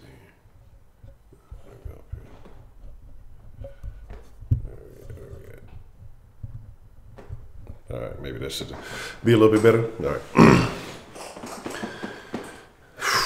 So here's the thing, okay? And what we have is because of these other countries. They generally have a set of ideas. They generally have a set of beliefs. They have that family dynamic. I wonder sometimes if, you know, being black in America, that we've already split up too much. You know what I mean? We have, if we have changed our perceptions, because you have a couple of different ideologies in the black community. Usually there's a uniform belief whenever people are coming from different countries to America. They have a goal, they have a set of goals, and that is to take advantage of all the opportunities that America can provide for them. Okay, hey, I got my base set up. Let me bring some people over. We're going to get our base set up. Then we're going to continue to, you know, we're going to continue this cycle, and this is how it works. You know what I'm saying? And what I just made truckers look good. Don't be hating. And you know, we're going to continue to bring this cycle in. Hezzy, man, appreciate the love. Man, appreciate the love. Man, I thank you sincerely. Let me take the number off here because I don't want y'all to call in and not get rejected. Shout out to Hezzy, man. I appreciate the love. And anybody else, you know, I'm just saying anybody else, you want to throw a little love to the Streamlabs. Don't act like you don't know. Streamlabs.com/The Den Show. But, you know, we here as black folks, we're here. One, a lot of us don't see the opportunity because we're looking at the past transgressions and we want compensation for what has already taken place instead of taking advantage of the situations that are put in front of us. And I think that AB was right, and this is something that I've been saying, that you can look at a lot of these other cultures and see and emulate. You could simply emulate what they're doing. Because guess what happens? If you get your money right, if your community becomes improved, it's a lot of these behaviors that are going to stop that we feel like, oh, the law enforcement is doing this, that, and the third to us. well, let's say if we live in a high drug area, that gives them valid reasoning to do the shit that they do. I'm not justifying it, but if you live in a neighborhood where niggas is posted on the corner, niggas doing, and no, not every nigga does that. Okay, you can live in a nice spot, and then they gonna start questioning, you know, whatever you got going on. But if we have to start disassociating with certain beliefs.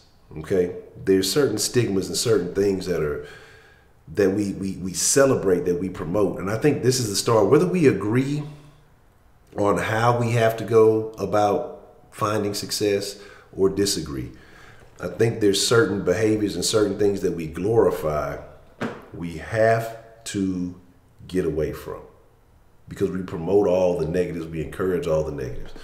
But what he said about the group thing, as far as, you know, stay until you get right.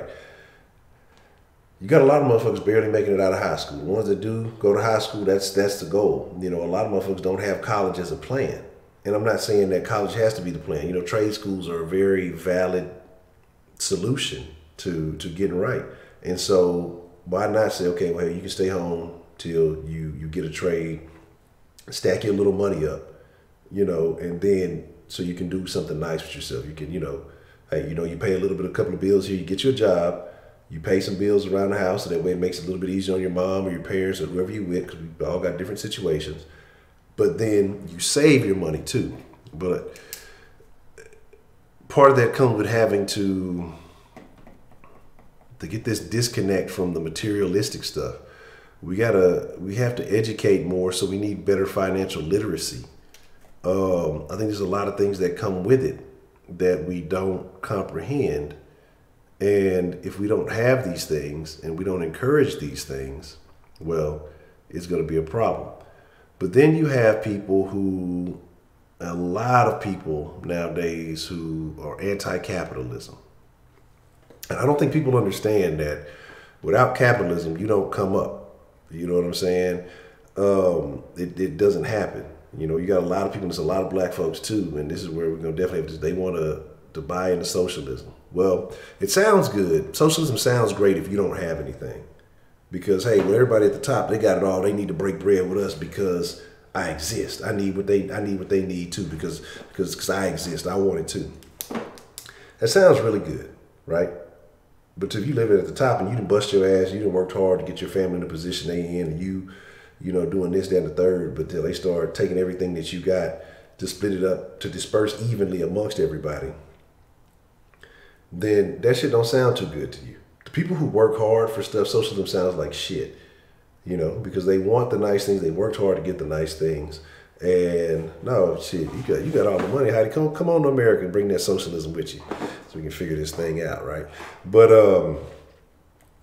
you know, and I don't think people really understand the consequences. I mean, look at every country that has ever implemented socialism. They've all failed. All of them have gone under. But there's a big wave of people trying to push this idea of socialism, democratic socialism, which I thought that's how it worked anyway. I thought it's like almost sounding redundant. But, you know, I just don't know. But again, I'm kind of all over the place, but I just don't know if there's just too many different beliefs in the black community for us to get it right. But I agree with what he said, is that we need to hear each other out, because that's the whole point. That's really ultimately the point of the den. It's like, I want to know what you think, why you think. I'm going to tell you why I don't agree, you know, and we can debate back and forth as long as we're attributing, well, you said this, you said this, you said this. I don't agree with this, this, and this is why. And I provide facts behind it. But the reason, like I said, I think we have a problem is because the factions in which we have right now, there's a small faction of blacks that are leaning, that are conservative, that are, you know, abiding by those principles. And to me, those people who identify that way, this is my personal opinion, seem to be happier, more content, you know, more maybe mentally stable.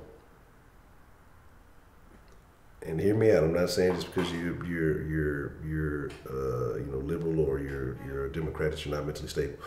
But when you associate yourself with this party, and the majority of people in your party are saying these crazy things, like right now, You got these liberals who, oh, well, Nipsey Hussle was toxic masculinity and homophobia and all this. No, because gay shit doesn't have to be injected in every fucking thing we do. Everything we do doesn't have to include gay people. Gay people ain't including the straight, they talk about straight privilege and all this other shit. So why can't we just kind of have our own lane, man?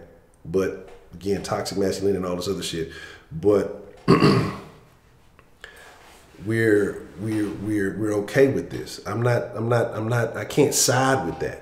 You know what I mean? I can't side. We sit here and say, oh, well, the conservatives, they're racist, they're this, and this. No, they just mostly give a fuck about themselves. And if you give a fuck about yourself and you use your opportunities, that's what it is. It's some underhanded, shady shit going on the other side. That's the party that I say that it really doesn't like you, because they're condoning all this other shit, the identity politics and all these other things. But if you're a Democrat, I understand why. Because you feel like, hey, we gotta, it sells you the idea of coming together, you know, being morally just, what is it? What's the word? Altruistic, you know, things of this nature. That this is what we're trying to do, but in reality, it's two sides of the same hand. But it's to the point now where if you're a man, a straight man, doesn't even matter if you're white, because they treat straight blacks the same way, because they're pushing the same ideology. You know, you're the enemy. You're the bad. You're benefiting from male privilege. You're benefiting from straight privilege. You're benefiting from all these things. I can't coincide with a party like that. But I agree. We have to hear each other out to understand one another, to understand why. Well, there may be reasons why you say, well, I can't fuck with them conservatives because, you know, this, and this. And then you may have some valid point. Well, this guy said this, he did this, and in my opinion, you know, this is why I feel like this. Or I'll say, hey, well, you know, such and such did this, and this. And, you know, he, you know, I don't agree with him. You know, we want to talk reparations. Bernie ain't talking about reparations for no niggas, you know, or things of that nature. You know, it's a lot of stuff, but we do have to, and this is what I do want from the den, to be common ground to where we do have understanding. But as far as, I think we see things differently, and I guess it's going to be tough. I'm going to have to really do some thinking on how do we bring this together, because we talk about, he mentioned the black on black thing, and I'm a few minutes past the thing before we get ready to wrap it up here in a second. But because my view of it is, and I used to think the same way, well, what about these people? You know, they doing this to us, they doing this to us, they doing this to us. But black on black or community-driven crime, because that's what it is. Every community is going to be affected, more impacted by people who look like them. But with our community being such a small percentage, but we're doing the most damage to ourselves, that's where my problem lies. Like, that's not something you can ignore. You know, like, that's a bigger problem than any of the rest of it. Because if we're wiping ourselves out at a rapid pace, we're wiping ourselves out almost as fast as we can create. That's the biggest issue. Like, okay, let's say the cops kill 100 niggas a year. This is a problem. And I'm not saying that they do. Let's just throw some random stuff out there. This is a problem, right? It's a problem like of this scale. But let's say niggas are killing 20,000 niggas a year. I cannot focus on this problem more than this fucking problem. Like, I understand it because, hey, you know, you're supposed to be a professional, you're supposed to be this, and this. But what is it that's causing this problem? Because maybe if we can change this, it may be the same root that's causing some of this, that is causing some of these interactions that are causing these other situations to occur.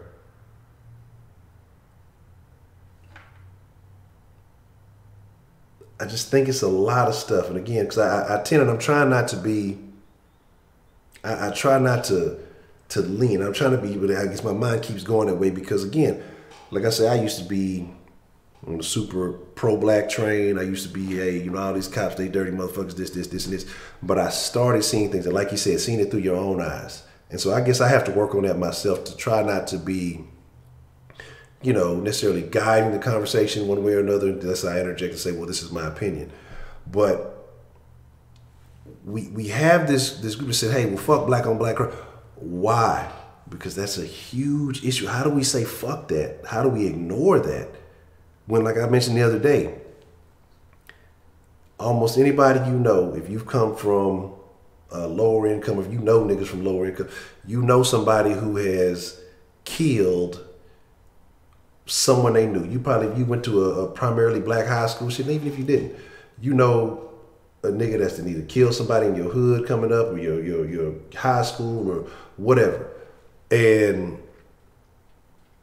the thing about that is you can't name, outside of the shit that they blow up in the news, you can't personally name somebody you knew that's been shot, killed by a cop. But you can name 2, 3, 4, 5 motherfuckers who've been killed by another nigga. You know what I'm saying? And that's all I'm saying, man. That's all I'm saying. And that's why I see it as a bigger problem, because it impacts more of us. It impacts more of us than the other situation. You know, the other situation is a problem. It's a problem. Like, I'm not gonna say it's not a problem. They're both problems. But one problem is doing significantly more damage. One problem is within our own community that you think that we would be able to fix. You know, we shouldn't need outside interference to fix that. And so I don't know. Because we talk about all this other bad stuff, but we do the most damage to ourselves. But he mentioned that too. He was talking about us trusting ourselves, and it's difficult. And it's fucked up to have to say some shit like that. Shit, can we trust ourselves? Can I trust somebody who looks like me? It's a fucked up way to have to think. You know? It's a lot of shit going on. It's a very complicated situation. Say how to talk for Den selected. Usually, like, I'll try to get a few things in order in the beginning of the week, and then if something happens throughout the week, then I'll change it up. Or if a good conversation comes, or if a topic spins out of another topic, you know, we'll kind of talk about it. But if you have something you want to suggest, you can send an email to denshowlive@gmail, or you can text the Denline, like if you got an idea for something, and you know, and I'll check it out, and I'll try to you know, implement it. But my thing is, like I say, because there are certain levels to it. There are certain levels to it. No, I have no social medias for the Den. Let me drop them there. But without the D in the front, just Den Show Live. I'll put the other one in there.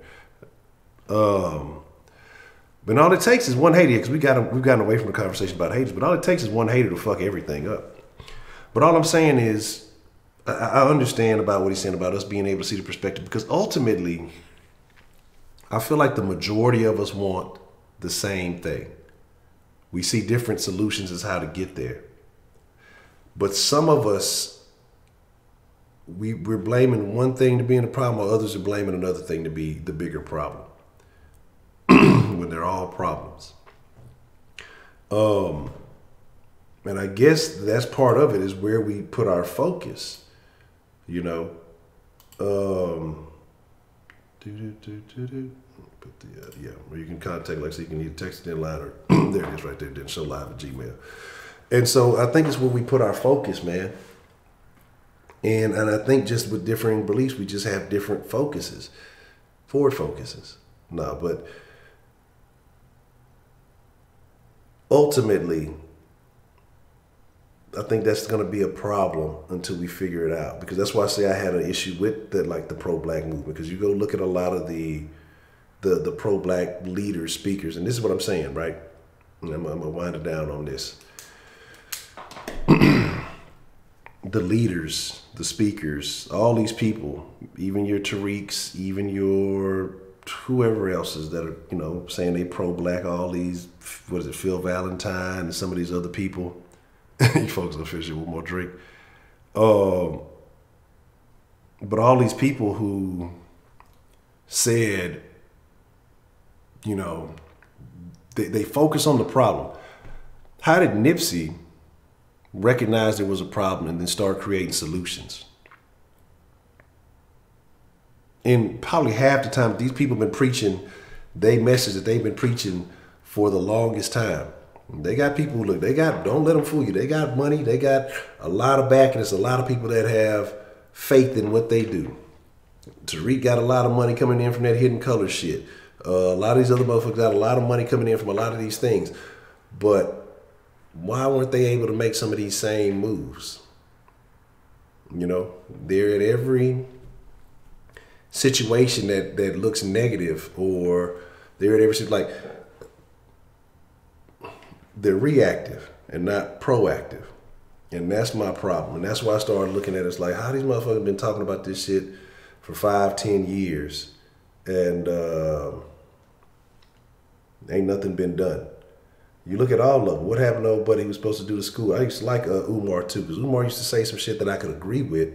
He had some little sketchy behaviors, but then it's like, man, you know, it's very strange. And again, you know, it's just these motherfuckers have the money to do these things. It's a lot of motherfuckers making moves, man. But you let a guy do it on the scale in which he was doing. Yeah, all of them was talking about Sebi for a long time. But why haven't the moves been made? Why haven't the shit been established? You got caught up with a stripper. Yeah, that's what I'm saying. But she's a man. Shit, when it come down to it, he's a man. Shit, he been telling y'all he been a straight man for a long time. What you think a nigga gonna do? Shit, God damn it. Hey, look, I talk a lot of shit. I be talking about big booty broads and hair weaves and that look ridiculous and all kind of stuff that I don't condone. I don't really care for. But hey, Jack, if I was a single man and you know, a timely opportunity presented itself, and you know, the situation was a lituation, then shit, you know, fuck it. I'm a man, goddamn it, I'm gonna do what I do. But you know, motherfuckers, that's part of that pedestal thing. Like, as long as they're not contradicting them, like we act like people who can't ever make mistakes. Like, look, I don't care about your sex life. I don't care about all that stuff. I just want to know that you're doing the things that you said. That you're saying that you're gonna do, you know, and so it is what it is, though. But I don't know, man. And again, and I guess, like I said, because I'm trying to answer it, and I know I'm being super biased about the way in which I'm going it, and so I think that's part of the problem too. So, like I say, I have to examine myself, and as I host this conversation and wanting it to be an open forum, I can't lean, you know, left or right. Like, I got to be neutral and then at my points in time to express myself. So that's something I have to work on, because again, if I'm going to navigate this or facilitate this conversation, then I got to make sure that I do it in the right manner. You know, look, I'm a lean, goddammit. I'm a lean right here, over here. You know what I'm saying? I sip lean. No, I don't sip no lean. But, and I agree. And so, but the thing about it is,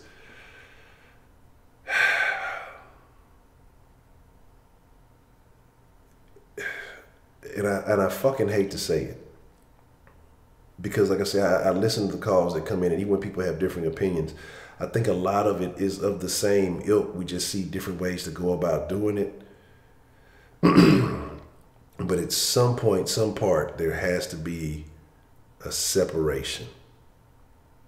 And I'm not saying that we got to separate from each other because of our beliefs. As long as we're open and willing to have conversations, and we do what we got to do. But there's a certain side of us that we have to separate from, because there's a certain group of us that don't even want to have a conversation. They don't want to even talk about improvement. They just want to exist, and they don't want to benefit anybody but themselves. We got to distance from that first before we see, you got to cut that dead weight. If we're going to ever rise up, we got to cut a lot of dead weight. Yes, tell them give me 50 feet. And here's the thing that I want to end this on. What Jay Dizzle sent was golden. You spoil your kids, you have to take care of your grandkids, because that means your kids won't be able to, be able to create the life for themselves that they can be independent, sufficient, if you do too much.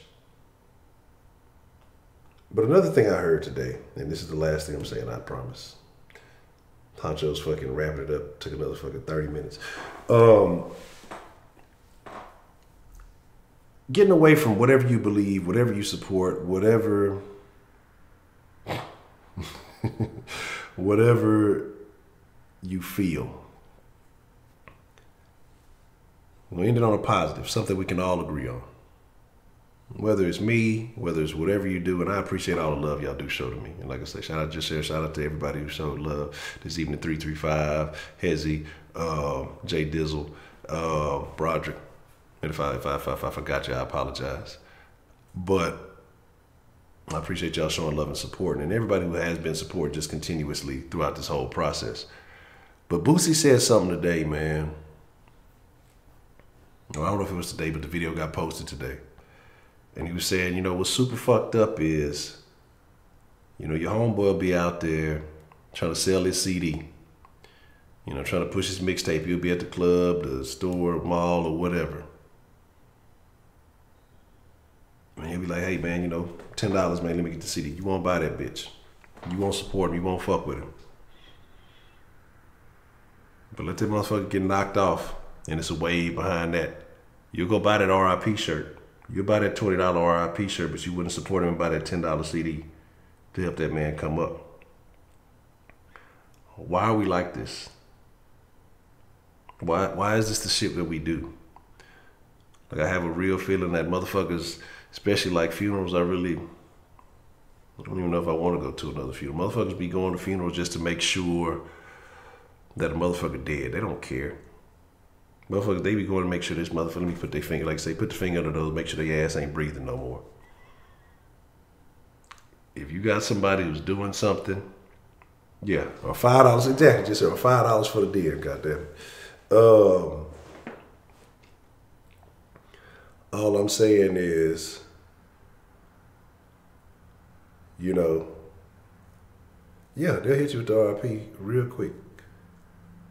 But the thing about it is, they'll rock that RIP shirt. Why? Because there's a wave behind it. I remember telling Kenneth about some shit a while back, because he had asked me a question about something, a situation that happened. And I was telling him that, you know, motherfuckers just want to be noticed for saying RIP. They want to be, they'll jump on the Instagram post. Oh, I was just with him. I was just doing this. I was just doing that. Man, we was just doing it because you want some shine off of this man fucking death. And then instead of trying to post all this other shit, do all this shit, go check on his people, man. Go, yeah, motherfuckers look at them. Motherfuckers go to make sure they did. You know, go check on his people. How many of y'all gonna go reach out to their family, their parents? I'm not even just talking about different, I'm talking about period. A lot of these local motherfuckers. You know, you can go say, what's up, parents are accessible. Hey, how you doing? What can I do for y'all? What can, but you'll go and rock these RIP shirts. You ain't even really fuck with the motherfucker like that, man. You know, I've seen it firsthand. Just on some shit, like, motherfuckers I really, really rock with. You know, RIP shirt, you know, I got memories, I got things. I'm not trying to promote no bullshit like that. Motherfuckers will jump out, some scumbag ass niggas out there, they make a come up off RIP shirts, man. And it's crazy. And I sent the text to Jay this the other day, and I'm gonna end it on this. You know, Biggie said it a long time ago, and I'm sure somebody said it before him. I can't remember the originator of the quote though. You're nobody till somebody kills you. It's a fucked up place we living in, but hey, the den ain't gotta be fucked up. AB, man, I appreciate your call, and I'm gonna do my best to work on this platform and making this, like I said, I want everybody to be equally, feel as though they have equal opportunity to discuss the way they feel. Now, I can't promise ain't nobody gonna get attacked. I think some of the calls, it just depends on who is who though. Because I know some people are aggressive callers in their personality, and I don't necessarily think it's an attack. I don't think it's nothing but love. I think they're just naturally aggressive in their manners of speaking. So I don't necessarily think it's attacking. I think it's just how they are. I think some people though may be on the attack mode because they just want to undermine shit. So we'll have a lot to talk about. I've never watched Game of Thrones. I don't think I ever will. I'm gonna be honest with you. I've heard too many weird things. Hezzy, I'm gonna tell you something. You've missed some things that have happened in the den, probably within the last few weeks, month or so, whenever it happened. There's probably nothing that you could say. There's probably nothing that you can say that you gonna get judged for. You know what I'm saying? Yeah, y'all better stop bullying Rashida. I ain't gonna stand for too much more of that. You know what I'm saying? And Rashida, man, I'm sorry, Rashida. Rashida showed some love too, goddamn. Look, man, I feel bad for that. Rashida showed some love too. You know, look, how dare I? Yeah, trust me.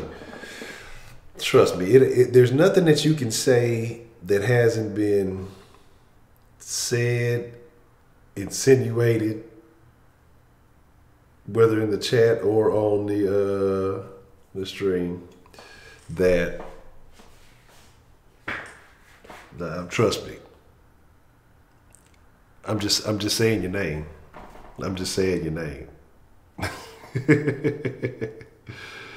Oh man. So I said, you know what? I'll make a special, even though I didn't cut the line off. If Miss Rashida want to call in, I'll open up the line only for Miss Rashida. So let me know if you want to call in, Miss Rashida. I got you. You know what I'm saying? I got you.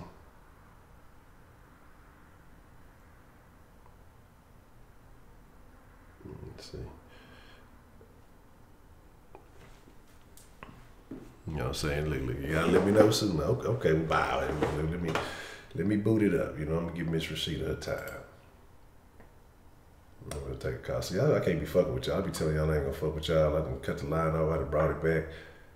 You know what I'm talking about? But all right, we Gucci. I got the line open and waiting for you. Cause I know you got some haters. I know you got the remedy on how to get them up off you. So you let me know. Cause I need the secret. Let me make sure. I told y'all I've been on my calorie count and shit. That shit is awkward.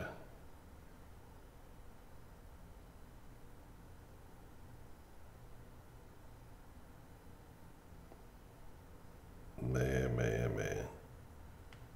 All right, here we go. Hold up. What's the motherfucking deal? Who we got calling in to the den this evening? Uh-oh, there we go through. Hello. Did I fry it? Hold on, man. Hold on. Let me make sure I ain't fucked it up. Let me.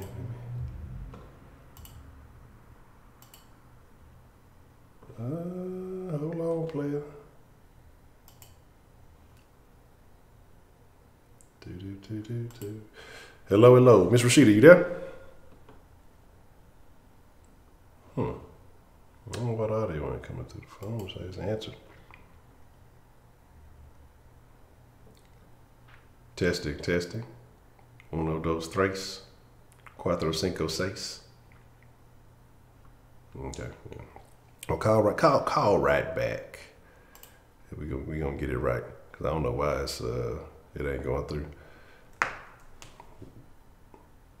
But y'all know better than that, man. Y'all know I would never can't mute Miss Rashida. Don't go down like that. But I wonder why this audio ain't playing.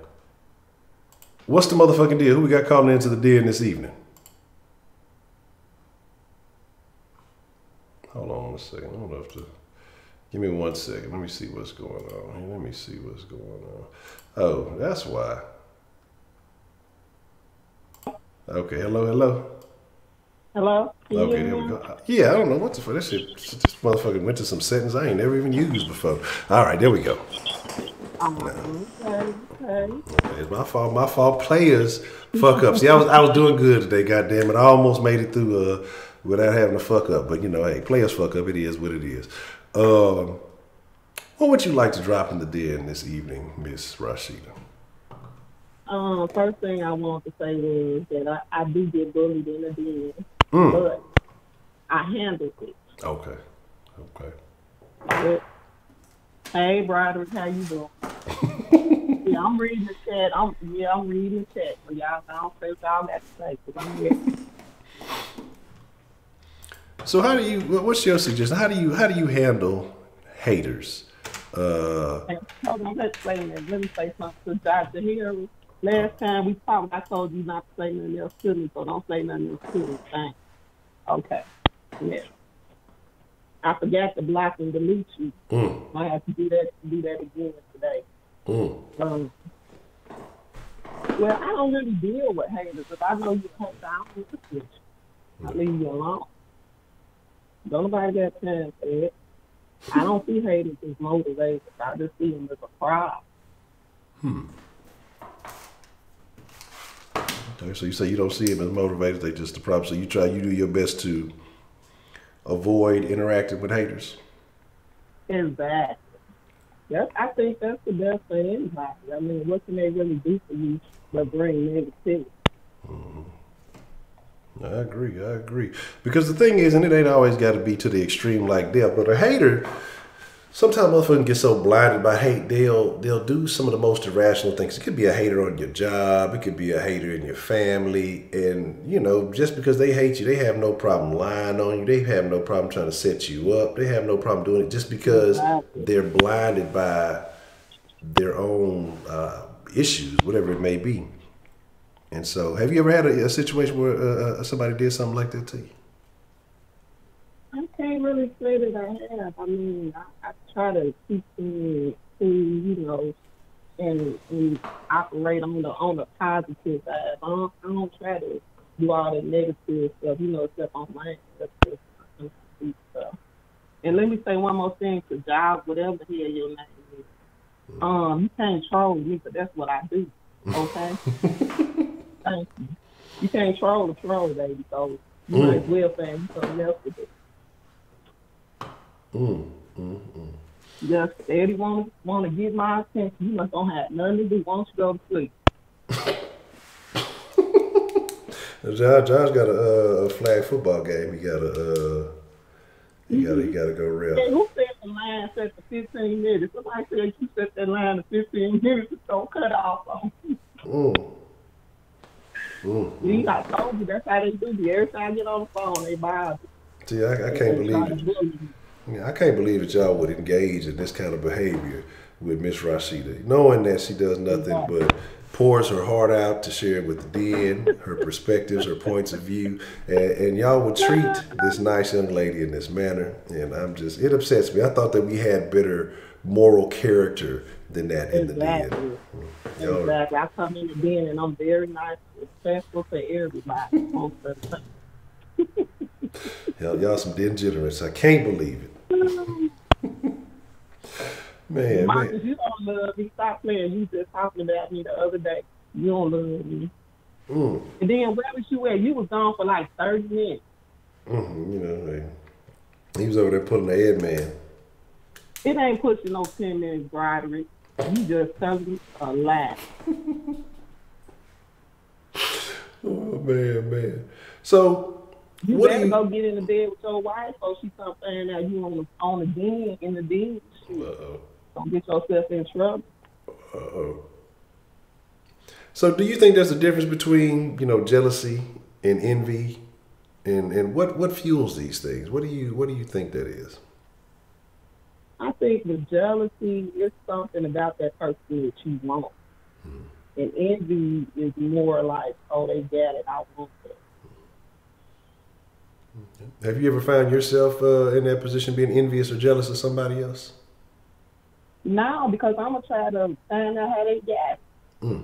It put me on. That's how I look at it. I wouldn't want to sit up there.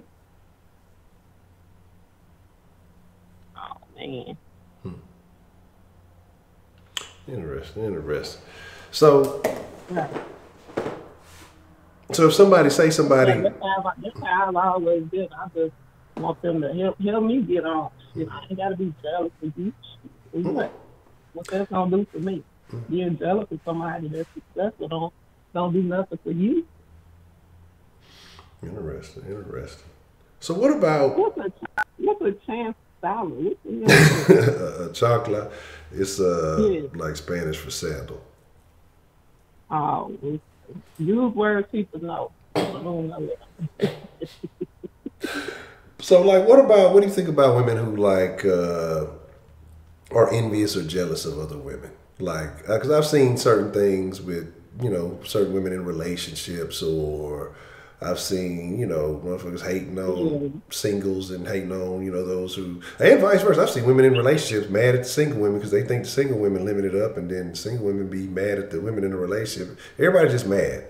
So, what is your thought on that?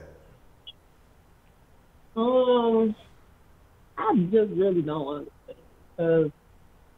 What is it gonna get you by being jealous if she got a relationship or if she got a better body or I don't know whatever else that you're jealous of?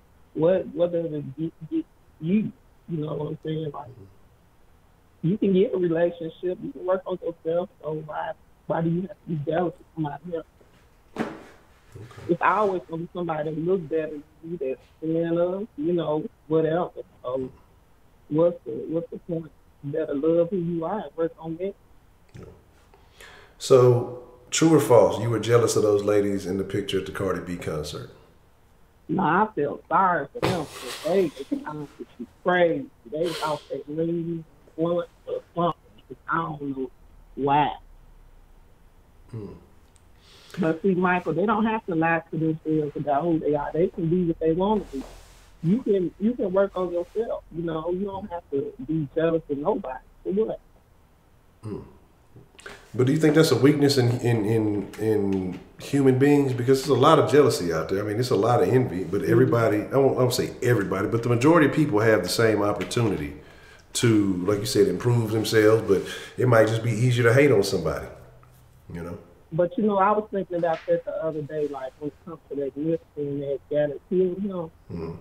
See, Nipsey reminded him of what he could have been. You know what I'm saying? Yeah. A lot of times, the reflection you see from somebody else is what you want to see of yourself. And that's where all this envy comes from. Because his success reminded him of his failure. You know what I'm saying? Yeah. And that just goes in general, for hate. I agree. And that's a bad way to be. It must be miserable to live your life like this, just being a hater and jealous. And you could use that time to do that. Yeah. And I think there's a lot of people like that. I think though too, like I was mentioning earlier, I think there's a lot of people who are jealous of or envious of the idea. They don't really, like I said, if they really knew what it took to do some of these things or to be in some of these positions, I don't think that they would see it as glamorous as it is, But I think that they see the love that these people get. They see how these people are celebrated and all this other stuff. They see one side of it. But then at the same time, and I'm not saying that Nipsey case, but a lot of these other celebrities, they are depressed and they losing their mind. They get in and out of rehab and everything else. Because maybe it's not everything that glitters ain't gold, but people don't see that. They just want all the good that they perceive that comes with that. Exactly. People are they want all your success and none of your struggle. Yeah. That happens all the time. They don't look at what you did to actually get where you're going. They want to be in your shoes at the point where you're successful, but when you were struggling, they didn't want to be in your shoes. Exactly. And do you think that has to be, because you mentioned it, because I'm wondering, they said they knew each other from way back. So I'm wondering if maybe at one point in time they were in similar situations of struggle and, Nip took the right route. He was trying to be a rapper. Yeah. So he probably mad because he didn't get on. You know what I'm saying? Yeah. Because I know because they said Nip would, like a lot of the people that he would put on his label, that he would hire him at those places and stuff like that, at his, his places of employment. But maybe he was mad because he had no bars. But look how long it took Nipsey to get on. Yeah. He just now being recognized. And he's been in the game, been in the rap game for way longer than he being recognized for. Yeah. He put in his work, but see the other guy just see, he's Grammy nominated, he's doing this, he's doing that. But look at the years it took him to get what he's doing. Exactly. You spent your time in jail. And maybe if you had to use some of that time to work on your craft, you'd have been further along. You wouldn't have to be hate. Because he called you, Nick, you want to go get a gun and kill him. If anybody else that called you, Nick, if they had done that, I doubt it. No. You know, some of these niggas ain't all the way right in the head, man. And the thing about it, it's fucked up. You know. Marcus, why you want to know how old I am? None of your business. See, DeMars want to know because you know he in the cougar, so he hoping that you in that range. He trying to get some cougar action. That's what he want. You know what I'm saying? You know, you gotta watch out, DeMarcus. You better watch out for Miss Rashida. You better look on. Look, that's hands off. That's off limits. You know what I'm saying? Y'all was already disrespecting. You know what I'm saying? Look, hold on now. But yeah, man, I think it's fucked up. I think he's just gonna come out and ask me how old I am, like he's crazy. But the thing about it is how big of a situation? Because like I said, you coming from the Chi, and you know that it's I know it's got its own method of gutter in Chi-Town. But do you think that people really realize how many people are of this same kind of hater mindset, like old buddy that just got caught up for killing Nip? Because I mean, it's a lot of motherfuckers out there. It's more of them out there than there are Nipseys, and that's what I think people need to recognize. But how do you feel about that? A lot of times you don't recognize it, or you don't want to see it because they're supposed to be your people, your family. You know what I'm saying? You don't want to think that, oh, that's my family hating on me, but deep down you know it. I agree. And I think that he just got too comfortable in his head, you know what I'm saying? The way he didn't remember who he really was, you know what I'm saying? I could agree. Because he's been there all them other times and didn't let it happen. So he just, you know, it got way too comfortable. That's wild. Like I said, even we talking about this shit, even though all this shit, but it just still don't seem realistic. It's a crazy deal. It's real unfortunate. Well, is there anything else you would like to add to this conversation, Miss Rashida? You know, take your time. You know, like I said, you know, I told you earlier when we first started, you can say what you want to say. You know, you do your thing. I just wanted to touch on what we were talking about earlier about how the black parents put their kids out at 18. Okay. I think part of that is it's the struggle. I think that sometimes we selfish and then we want to, I ain't going to say we want to see our kids struggle, but that's how it seems. Because you're going to put your child out at 18 knowing they ain't got a decent job where they're going to live, you know, and you can really help them. That's about some kind of foundation for them so when they do get ready to move out, they can move out into a house. They got to move out into no apartment. Yeah. And I know. Sometimes it makes me wonder, do we really want our kids to do better than us? That's a good point. Because you know that's what your parents did to you there with the stumbling block, but then you're going to get the same stumbling block to your kids. That don't make sense to me. Exactly. Because let's be honest, like at 18 years old, what the fuck do you really know about the world? That ain't get dead since I've been on the market. You man your business. You go back on break like you would. But I mean, think about 18. Who the hell made a time out fake Rashid? I'm reporting your ass to Facebook. You got too much time on your hands. You need to get a life. I don't even know. This don't even make no sense. That's tough. But like I said, I agree with you though, because you're saying at 18, man. Think about it, because I know at 18, I ain't no shit, and definitely, you know, especially like I said, we was talking about, you know, financial literacy and other things earlier. Especially if you're not teaching your children these things, you don't learn none of this shit here in school, and you just kind of get thrown out there, and you just trying to put two and two together and figure it out.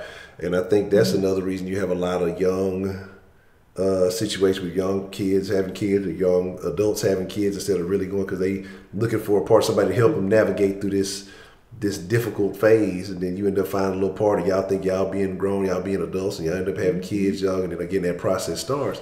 But I agree that you know 18 and when they be called, that's a real interesting thing. Like, yeah, you shouldn't kick the kids out until they have a foundation. But that's the thing, you know, every black parent, once you 18, you know, you grown, you getting out of my house. But it's like, what are you doing to prepare me for the age of 18 to leave? And you're not. We expect the school, or once you graduate or whatever it is, you're supposed to be ready, knowing that they ass wasn't ready, that they wasn't prepared.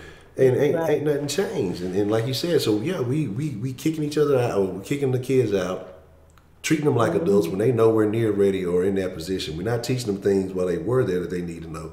So are we setting ourselves back? Are we setting ourselves behind? Yeah, some of them just want to be free, because a lot of them started having kids young. So when 18 come, I've been tied down since I was 14 and 15 years old with kids. So at 18, you out of here. I'm free. Yeah. I'm going to live the rest of my life. Yeah. I believe it.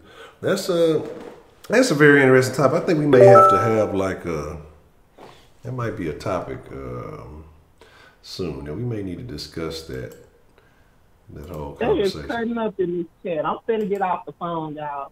I got to say something for tomorrow. And plus my phone finna die. I ain't charged it up. Already. Well, Miss Rashida, I think we're getting a little That's the only thing that saves y'all. Oh, that's a bit. I can't believe y'all fake Rashida and all this shit. I mean, this is ridiculous. So you know they some degenerates. You can't trust them. Now that's the hate. Why would you make a fake Rashida come in the Come on. That's tough. But here is the deal. Well, Miss Rashida, you know I appreciate you calling in. You know I know you the real deal. I know ain't no fakery going on.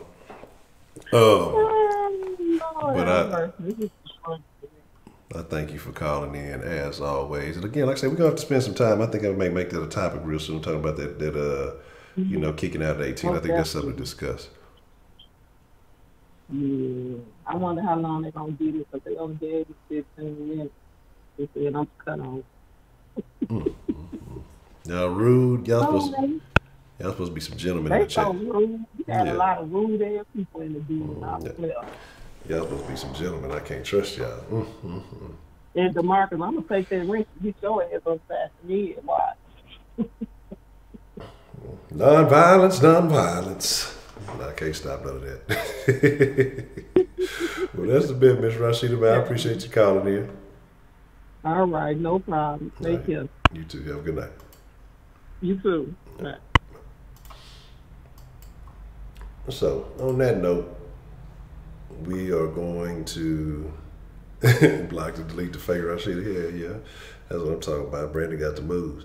We're going to call it a wrap. I see you sending me whatever you talking about. Oh,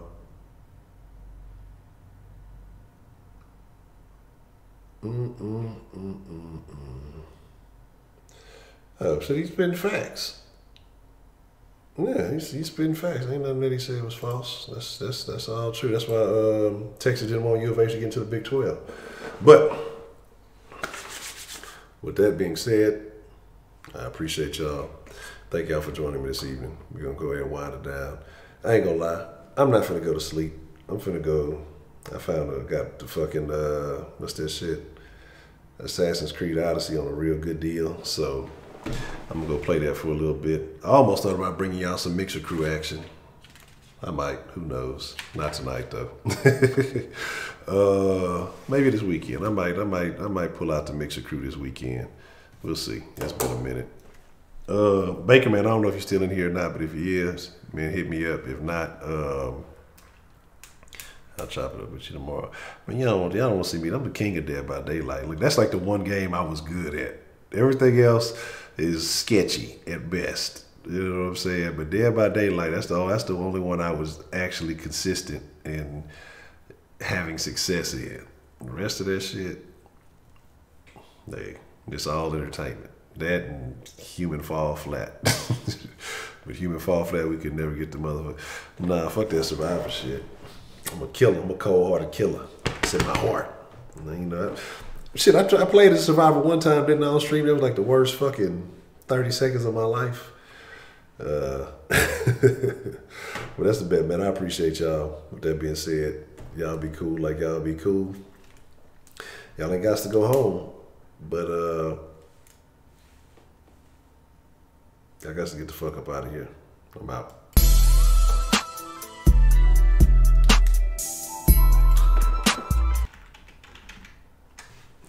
Y'all still in here? Y'all know arguing about PlayStations and shit.